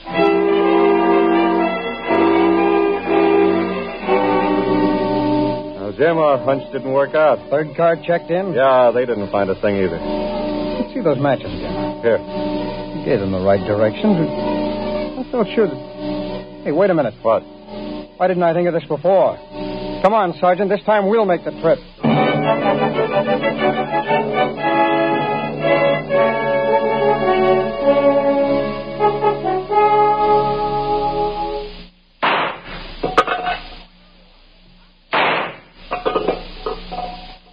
Jack, Yeah, honey?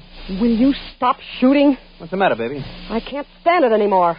I can't stand this place. Look, are you going to start that again? Why can't we leave? I told you we got to lay low till the heat's off. That's all we ever do. Now, wait a minute. We got $12,000 on that last job, didn't we? Well, what good does it do us? What good is stealing money if we're going to spend the rest of our lives hiding out? Why can't we have fun with it? Evie, I told you, I'm running this show. Then you can keep it. What do you mean? I'm getting out. Now, look. I mean it. I'm sick and tired of Wait all a minute. Look down the hill. What? There's a car parked down there. Where'd it come from? I don't know, but I'm going to find out. There you are, Belmont. What? Put down that gun. Not a chance, mister. Jack! I've done some target practice myself, Belmont. Who are you? I'm a special agent of the FBI. How'd you get here? We got the directions from the pocket of a man named Nelson. He's dead.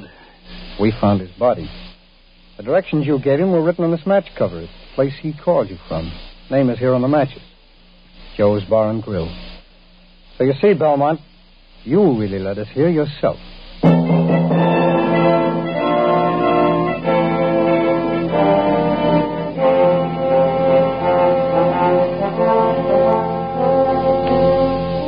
Jack Belmont was turned over to the local authorities and convicted of first-degree murder. He was sentenced to be executed. His wife, Eve Belmont, was sentenced to life imprisonment. This file was closed successfully by your FBI and the local police department of the city in which the crime occurred. In that respect, this case resembles many others. Cases on which your FBI worked long and hard, but on which they could not have been successful if it had not been for the cooperation of the local police department. Your FBI is very proud of its reputation, but it wishes to acknowledge now what it has repeated in the past. Your local police represent your first line of defense against crime.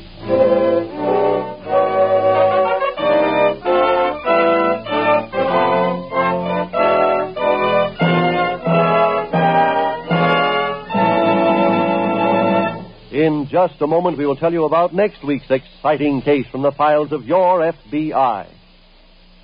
When the breadwinner of a family dies, what are the critical years for his wife and children? The critical years are the years before the youngest child finishes high school. Years in which the home must be kept together. To help you estimate just what income your family would need during those critical years, the Equitable Life Assurance Society has prepared a special fact-facing chart for fathers. Your Equitable Society representative will be glad to bring you a copy of this fact-facing chart. Phone him tomorrow or send a postcard care of this station to the Equitable Life Assurance Society of the United States.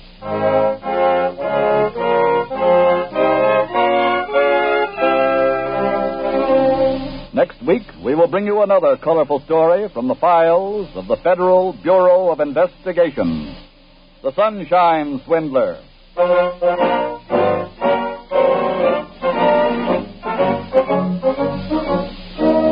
The incidents used in tonight's Equitable Life Assurance Society's broadcast are adapted from the files of the Federal Bureau of Investigation. However, all names used are fictitious, and any similarity thereof to the names of persons living or dead is accidental. Tonight, the music was composed and conducted by Frederick Steiner. Your narrator was Dean Carlton. This is Your FBI is a Jerry Devine production. This is Milton Cross speaking for the Equitable Life Assurance Society of the United States and the Equitable Society's representative in your community, and inviting you to tune in again next week at this same time when the Equitable Life Assurance Society will bring you another thrilling story from the files of the Federal Bureau of Investigation, The Sunshine Swindler, on This Is Your FBI.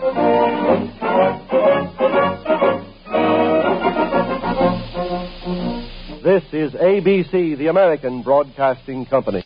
77 years ago, January 10th, 1947, This Is Your FBI on Classic Radio Theater with Wyatt Cox. Tomorrow, more crime and drama with Dragnet, an episode of The Lives of Harry Lime starring Orson Welles. We'll hear some mystery with Inner Sanctum. We will also have an episode of Have Gun Will Travel starring John Daner, and an episode of The Adventures of Jungle Jim from 88 years ago. That'll be coming up on our Thursday edition of Classic Radio Theater with Wyatt Cox. Up next, Jackson Beck as Philo Vance. Daily, the broadcasts of Radio Free Europe and Radio Free Asia strike through the Iron Curtain, bringing the truth about the free world to the captive peoples behind it. Help send a message by giving to the 1952 Crusade for Freedom. And you're listening to Classic Radio Theater with Wyatt Cox. Now to Jackson Beck as Philo Vance. We go back 74 years, January 10th, 1950, and the left-handed murder case.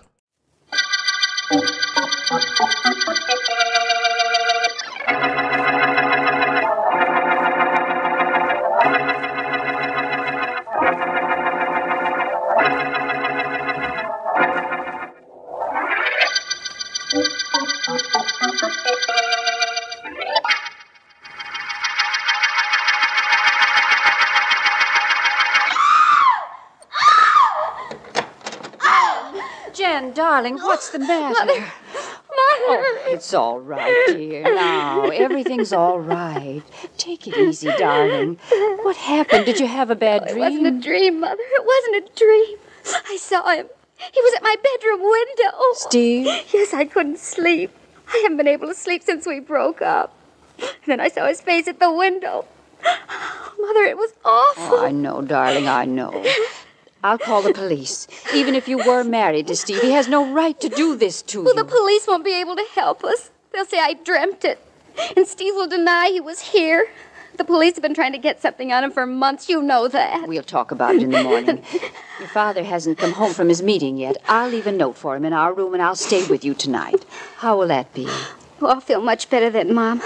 I'll be sure one thing at least. Steve won't try to kill me. Tonight.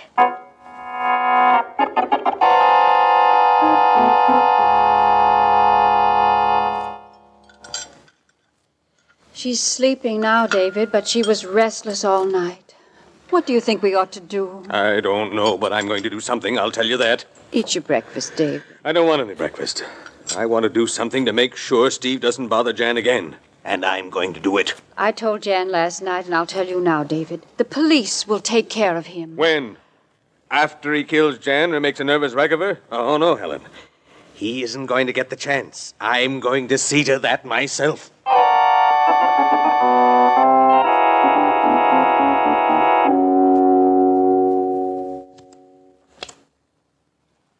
Red queen on a black king, Steve. I know. I see it. Okay. I thought maybe you missed it. Why does a guy play solitaire anyhow? One reason, Lefty, is that it gives him something to do when he's alone with a mug like you. Oh, I'm a mug, huh? Well, look, Steve, maybe I ain't such a mug as you think. Maybe I ain't as stupid as you think, either. You'd go broke betting on that, Lefty. Oh, yeah? That's what I like, intellectual conversation. Steve, the boys and I have been talking. I can't imagine anything duller than that. Wait a minute. You don't know what we've been talking about. Did you? Sure. Boys and I think maybe you're losing your touch. They think maybe you ought to step down and let me run the gang. With you sticking around to plan the jobs, like always. Now, look, Lefty. Hey, boss, take your hands off my collar. You're bending the suit. I'll bend your neck in a minute. Now, get this, Lefty, and see that the boys hear it, too. I'm head man in this outfit, and I'm going to stay that way until I decide to quit. That's the way it is. That's the way it is. I'll quit when I'm ready and not before. Okay. And maybe the boys won't like that. Maybe they got their own ideas of how you're going to quit, Steve.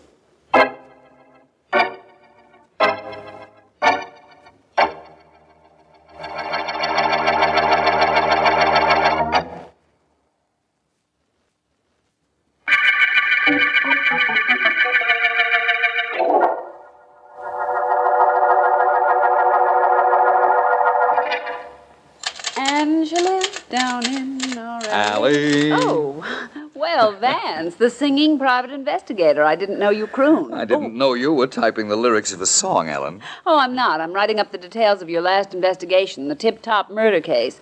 And singing helps me type.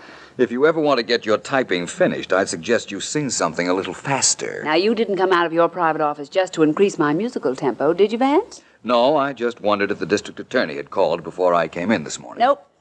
No word from Mr. Markham. If there had been, I'd have told you. I thought perhaps you might have been too busy trying to remember the last line of the lyrics of that song you were singing.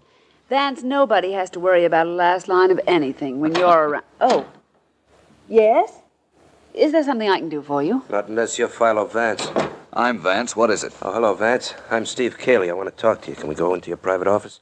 Come on. I don't want to be disturbed for a few minutes, Ellen. Right, Vance. Come in and sit down, Cayley. Thanks. You've heard of me, Vance? Never in a very complimentary fashion. That was good for my business. Was good? That's right. I want to quit. I want to quit while I'm ahead and I'm healthy. I want to leave the gang I've been running around with. As I understand it, you were the boss. How will the boys feel about your walking out? Not good. That's what I want you for, Vance.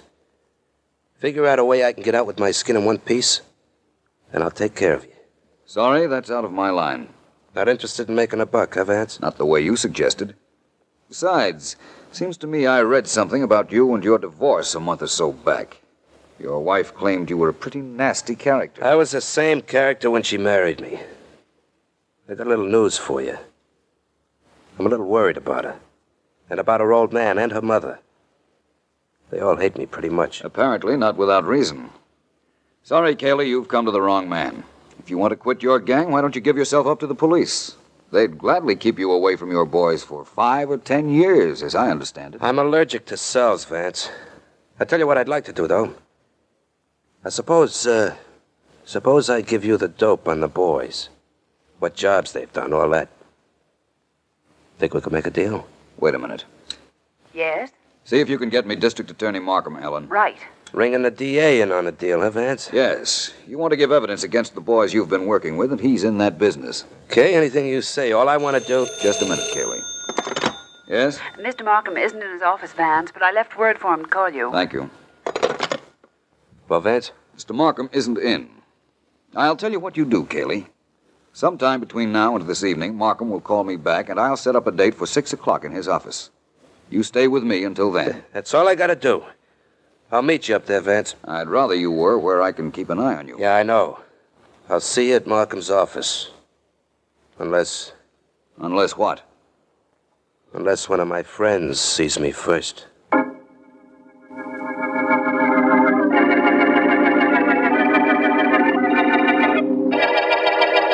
Your friend is late, Vance. Steve Cayley isn't my friend, Markham. I doubt whether he's anybody's friend. But you're right about one thing. He is late. He was supposed to meet me here in your office at 6. It's 6:20 now.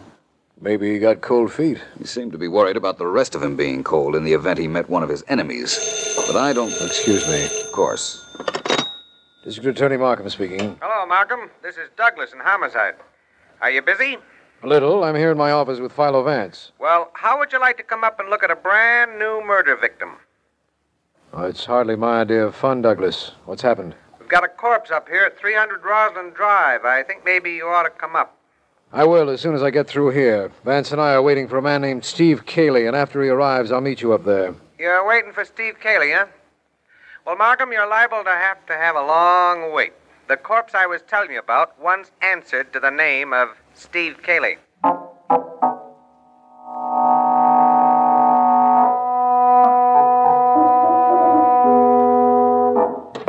Who's that?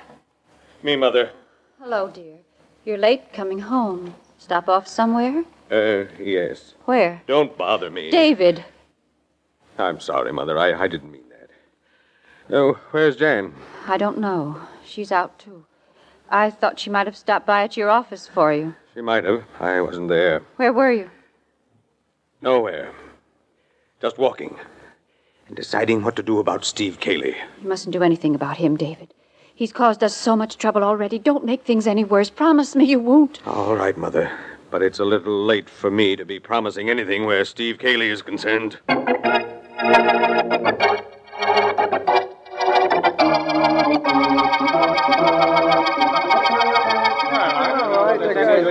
All right, you guys. All right, dry up. Shut up, I said. Okay, Lefty, you don't have to get sore. I don't want nobody to tell me what I have to do. Okay. I got something to say to you guys, and I'm going to say it very quick. Steve Cayley is through. He's finished. His nerve is shot. He's going to pack us in. Maybe he's going to turn us in. We got to do something about that. I ain't doubting you, Lefty, but how do you know about it? I just come from his place. What? What do you Now know listen. about him? You guys going to listen to me? Yeah, sure, Lefty, we'll listen, but what do we do about Steve? I'll take care of that. I just want you guys to know what's up. Are you with me? Okay, so you know how we feel, Lefty. Now, who does the job on Steve? Well, I just wanted to find out how you guys felt before I broke this to you. None of you guys has to worry about knocking off Steve. That's been taken care of already.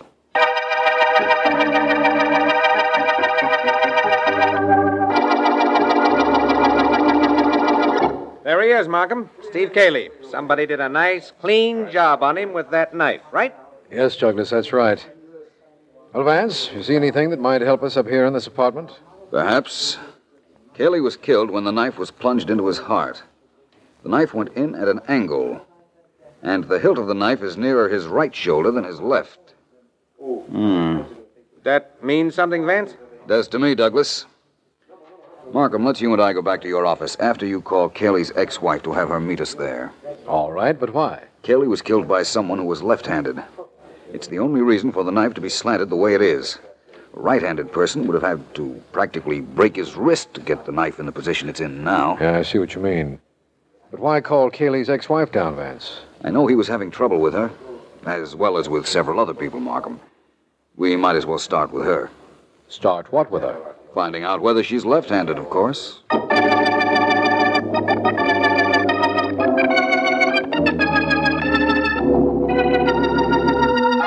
Miss Clark, you're using your maiden name now, of course. Yes, Mr. Markham. Miss Clark, your ex-husband was killed by a person we believe to be left-handed.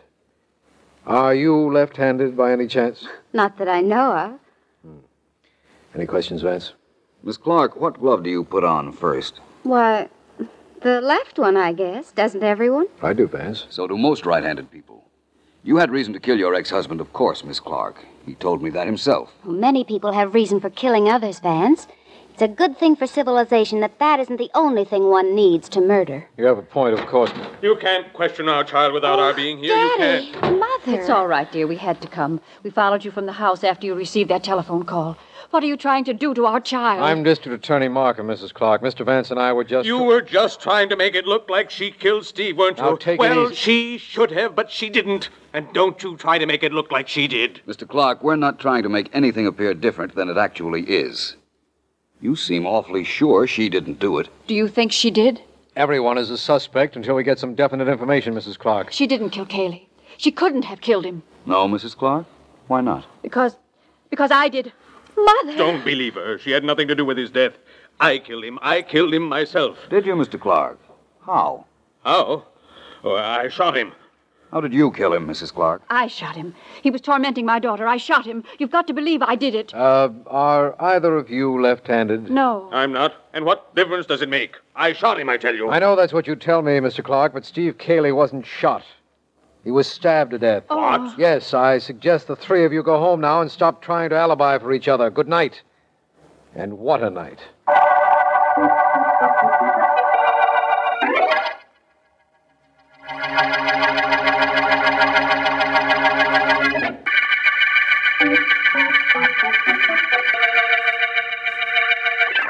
This is District Attorney Markham.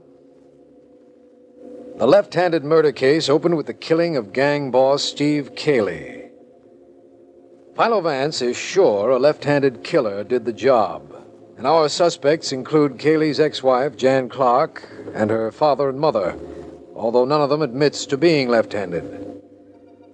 The parents each confess to having killed Cayley, but we're convinced they're merely trying to divert suspicion from their daughter. Vance, remembering that Cayley had mentioned one of his gang named Lefty, has gone to find that individual, and I imagine...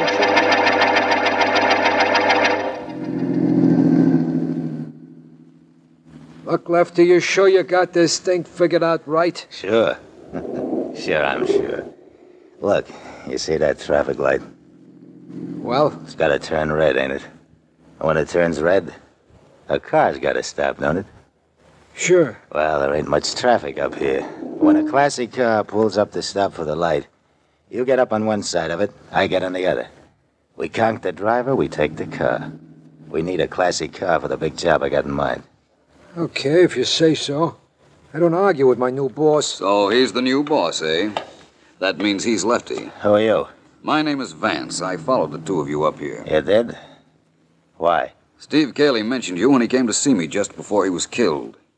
He told me where I could find you. I went there just in time to see you leaving, so I followed you. So you found us. Hooray. Lefty, I'm taking you down to see District Attorney Markham. We've got some questions to ask you. We think... I figure you don't like questions, Lefty. That's the reason I conked him with my gun. You practically broke his skull. Good for him. Leave him here. Let's beat it fast.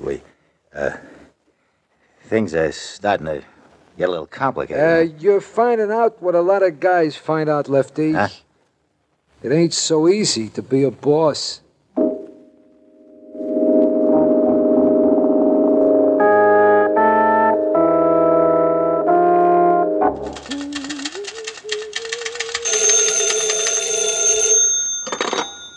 Philo Vance's office, Miss Deering speaking. Ellen, this is Markham. The district attorney. I give up. I did it. You got me, partner. Ellen, this is serious. Something's happened to Vance. No. I've just got the report. A man was picked up on the corner of Fort Wayne Drive an hour ago and rushed to the Mercy Hospital. What? He's been hit on the head. What makes you think it's Vance? The description and identifying cards in his pocket. I'm positive it's Vance, Ellen. I'm on my way up there right now. So am I. Thanks for calling me. I'll get there right away. I'll meet you there. I'd like to get my hands on whoever it was that hit Vance. Believe me, I would. You'd like to get your hands on him. I'd like to get my nails in him.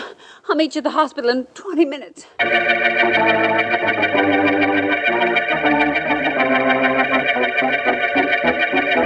2 hours from now, Jan, and all this unhappiness will be over. We'll be on our way to the coast, and we'll stay away until you've forgotten this unpleasantness. Oh, thanks, Dad. You and Mother are being swell. Oh, which reminds me. Mother, how's the packing coming? Just a few more things, Dad, and I'll be ready to call you in to help me close the valise. Good enough. Jan, I wish you wouldn't be so nervous. It's all over. Steve's out of the way for good. I know, but I can't help what I'm thinking. Dad, did you kill Steve?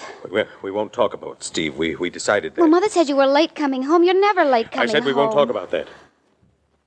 Why don't you go see if you can help your mother pack? Packing's all done, and the valises are closed. What's going on between you two? Nothing. Nothing at all, Mother. Well, it looks like we're all set to leave here, doesn't it? Well, I think that perhaps we ought to let the district attorney's office know we're going out of town. What for? Well, they may not like it. Who cares what they like? We're not criminals. We can come and go where and when we choose. The sooner we get out of here, the better. David, Yes? you said we're not criminals and we can come and go as we like. But are you sure one of us isn't a criminal? A criminal who just hasn't been caught up with yet?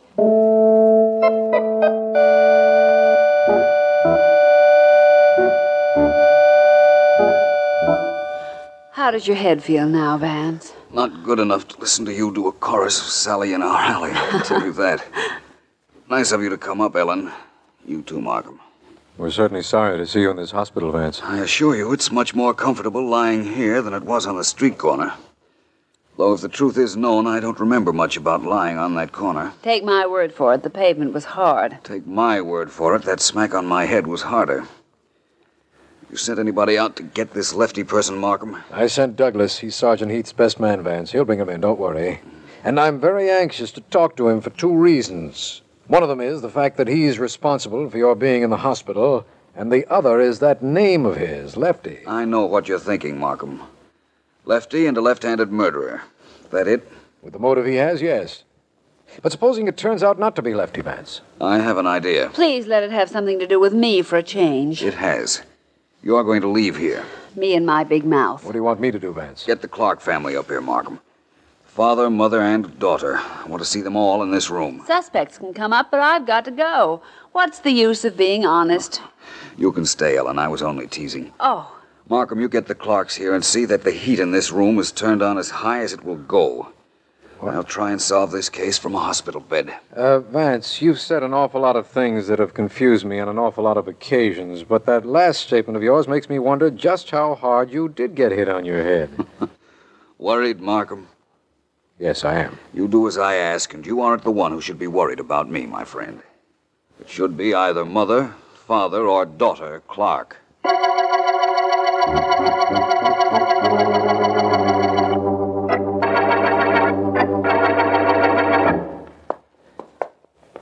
Look, Callahan, I want to do this myself. That door to Lefty's room is awful thin. I can bust it down by crashing into it just once, I'm sure. And Sergeant Heath says I'm to bring Lefty in, so I'm gonna do it. Okay? Right. Okay, here goes. Step back and keep your gun ready. Hey, what's going on out there? Hey, who's that? Hi. Okay, you hold it. Hold still, don't move. Oh, there's two of you, huh? A cop, eh? What do you want busting in here like this, fella? You got a warrant? No, Lefty, but I got a gun. All right, don't do me shoot, a don't favor shoot. and try to All right, argue keep with it, will quiet. you? Get over this. Come on in here, Callahan. We got two passengers for the wagon. Isn't that nice? We'll have company all the way down to headquarters.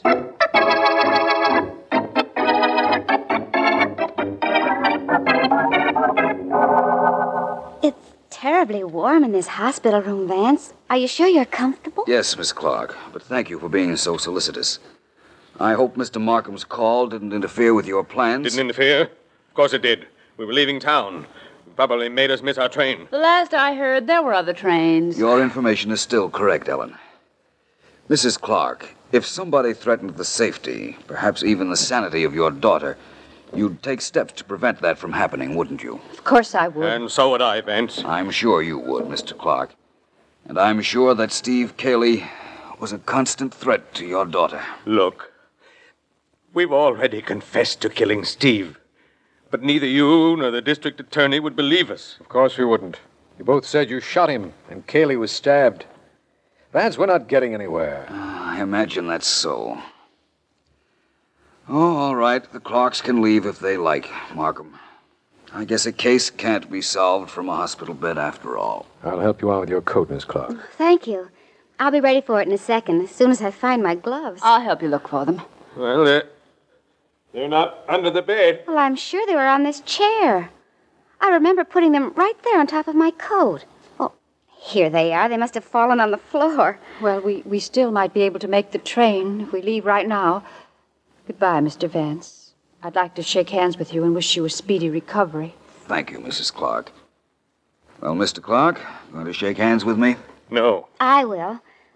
No hard feelings, Mr. Vance. Pardon my glove. That's quite all right, Miss Clark. Where's your other glove? Right here in my hand. Why? I just wanted to be sure you had it. Because I'm very sure we have you as Steve Cayley's murderer.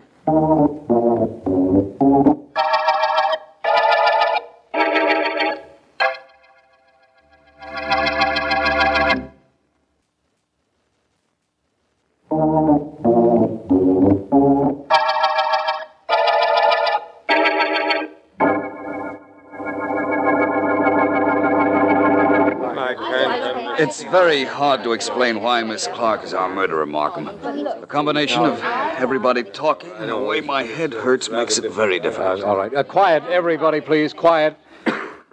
Go ahead, Vance. Well, to begin with, Cayley was killed by a left-handed person.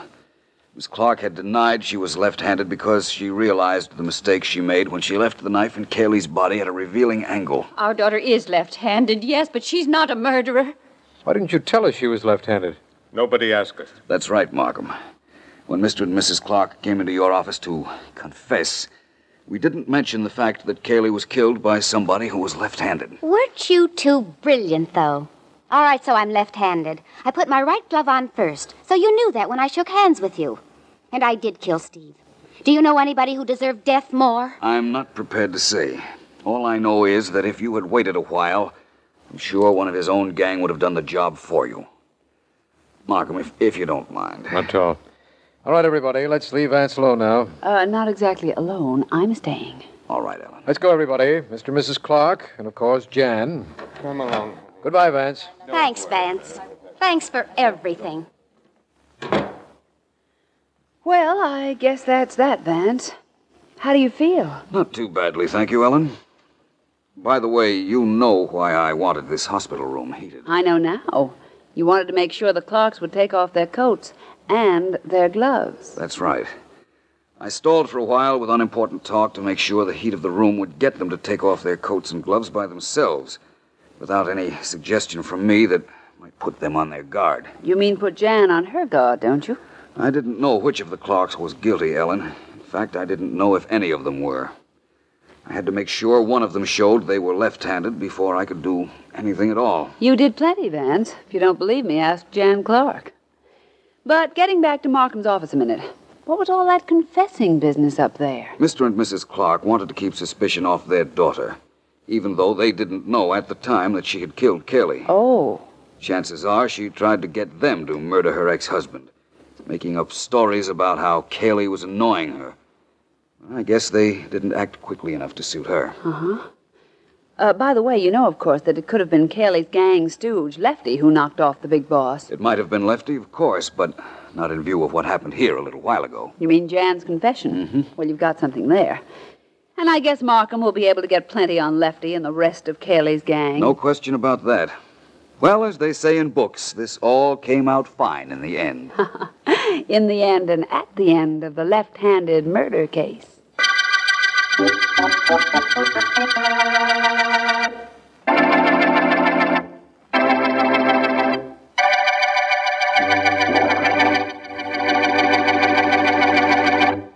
74 years ago, January 10th, 1950, Philo Vance here on Classic Radio Theater with Wyatt Cox.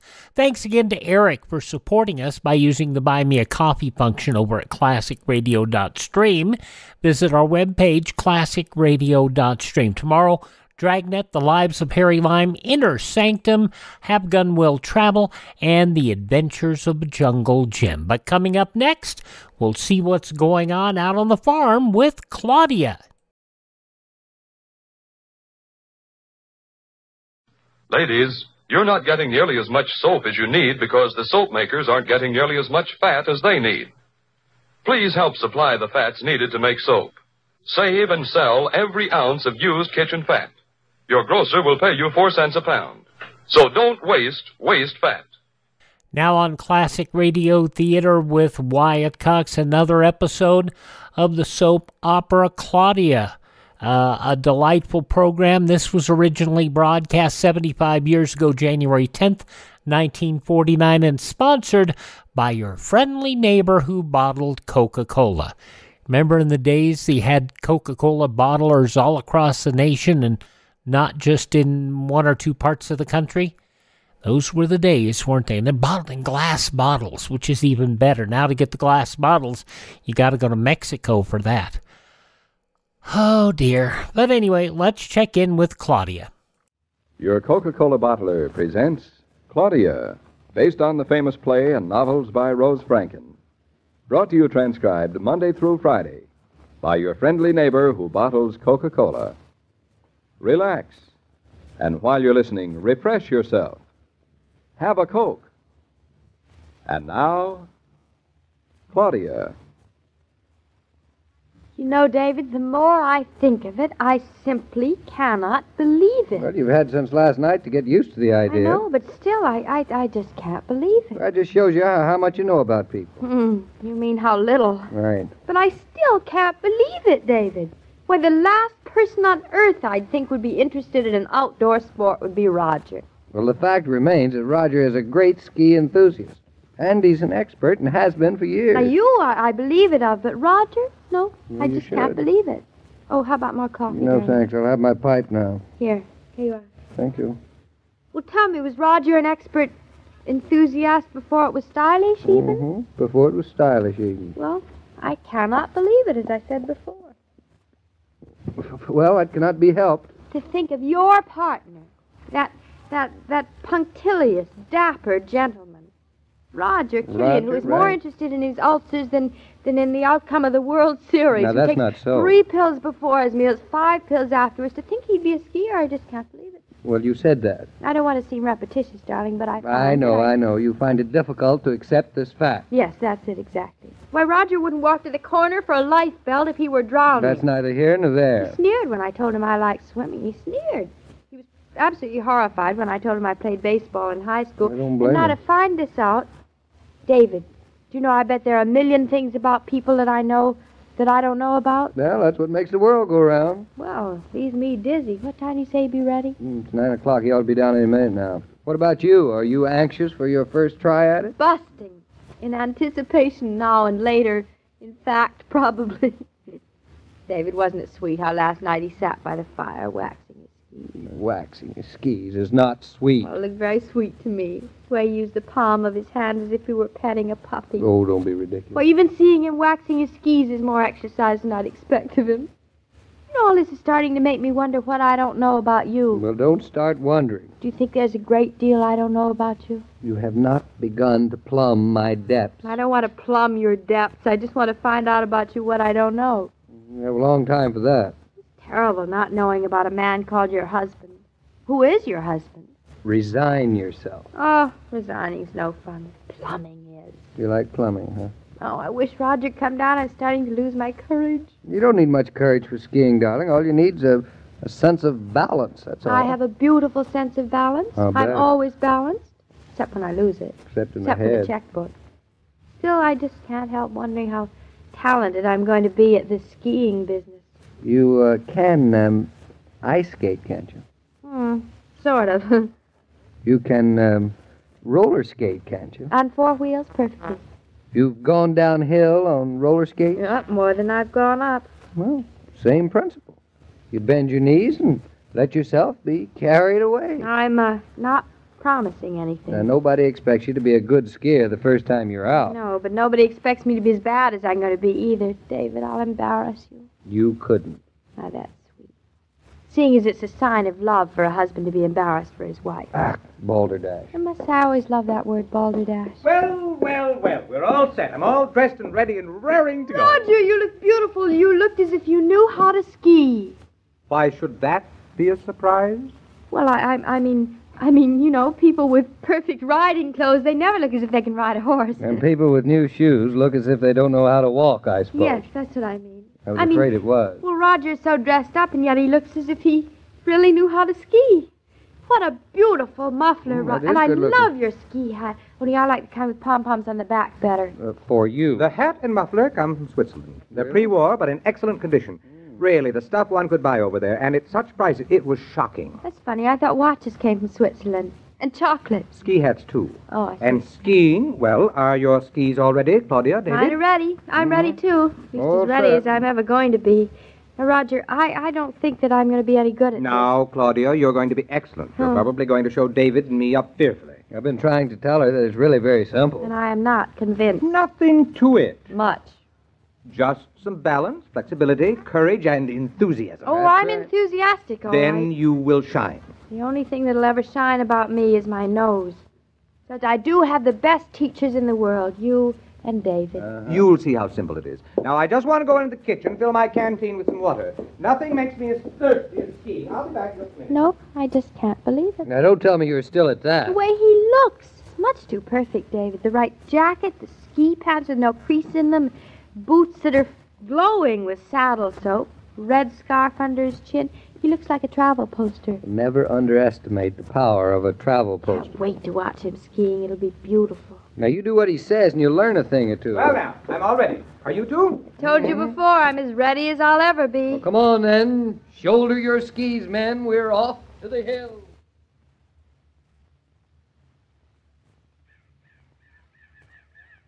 Roger, I can't stand my feet on these things. They're so slippery. Now, you're doing fine. I'm doing terrible. Claudia, don't point your toes towards each other. Oh, well, you told me not to point them out.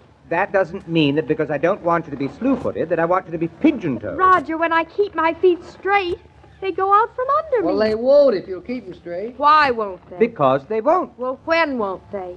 Just put your feet out straight. All right, but I'm warning you. Why don't you go down the hill, Roger, and show Claudia how it's done? Oh, please do, Roger. The snow seems to be very good, David. It's packed down nice and warm and crusty. And slippery. It's been a couple of days since the big snow. I figured it'd be about right for us now. Well, here I go. Hey, be careful, you're slipping. You bet I'm slipping. That's what I'm supposed to do. Whee! This is glorious. It looks great, David, Roger. it looks like such fun. Oh. All right, you're next, darling. Oh, never. I'll never be able to manage it.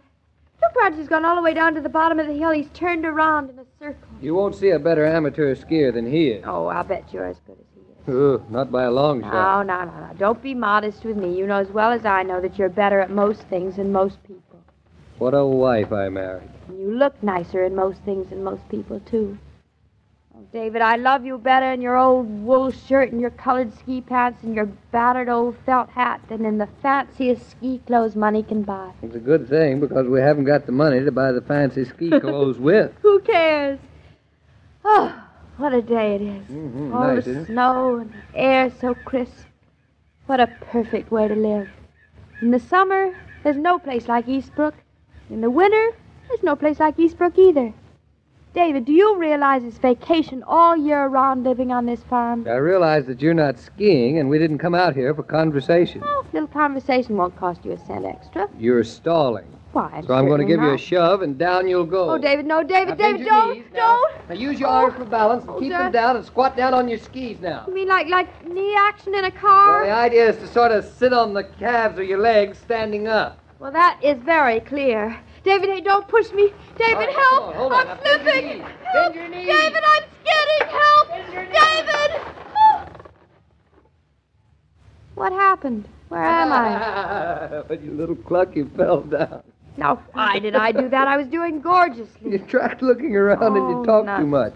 You didn't bend your knees. Well, I don't want to hear what I didn't do. Oh, David, that was the most wonderful feeling. The wind whistling by. I felt so fast and free. Now you see, you like it. I love it. Now get up out of that snowdrift. Well, pull me up. Come on. If you aren't the laziest girl, Pull me up. I'll not pull you Ouch, up. David, you're tearing my arm out of its pit. Ow. Oh, hey, my feet are all raveled up. Then unravel them. I can't. I think I braided my skis. Oh, David, the snow's getting in my ears and everything. Ouch! Can't get my feet on the ground. Now look, it's simple. Just separate your feet and then... David, I'm caught in the snow. You're going to leave me here to perish? You know this has possibility. Of what? You're really stuck. Well, I fail to see what is so funny. If I didn't help you, you'd be here for hours struggling with those skis to get I up. think you have a misplaced sense of humor. That's all I can say. If you could see yourself. Fine sympathy for my own husband. Good heavens, Claudia. Are you digging yourself a trench? Roger, please help me up. David's no help at all. Only reason I fell down is that he pushed me. Pay the no bully. attention to her, Roger. Pay no attention to him. Gallantry wins out. I'll just give you a hand. Thanks. Pull you up by your bootstrap. Oh, thank you. There we are. Oh, golly, it's good to be standing up again. I never thought I would. Roger, you were beautiful like a bird. You're a wizard at skiing. Well, thank you. So elegant. From the back, it made you look so young, so strong. From the back. Did you hear that, David? From the back. Oh, you'll get used to her, Roger. She always talks like that. Now, you're going down that hill again, darling, and this time you're going to get all the way down without falling. Never will.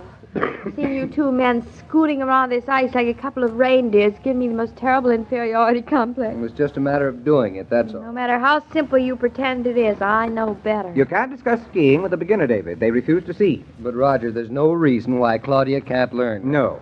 I guess we've been trying to oversimplify it for her. Perhaps.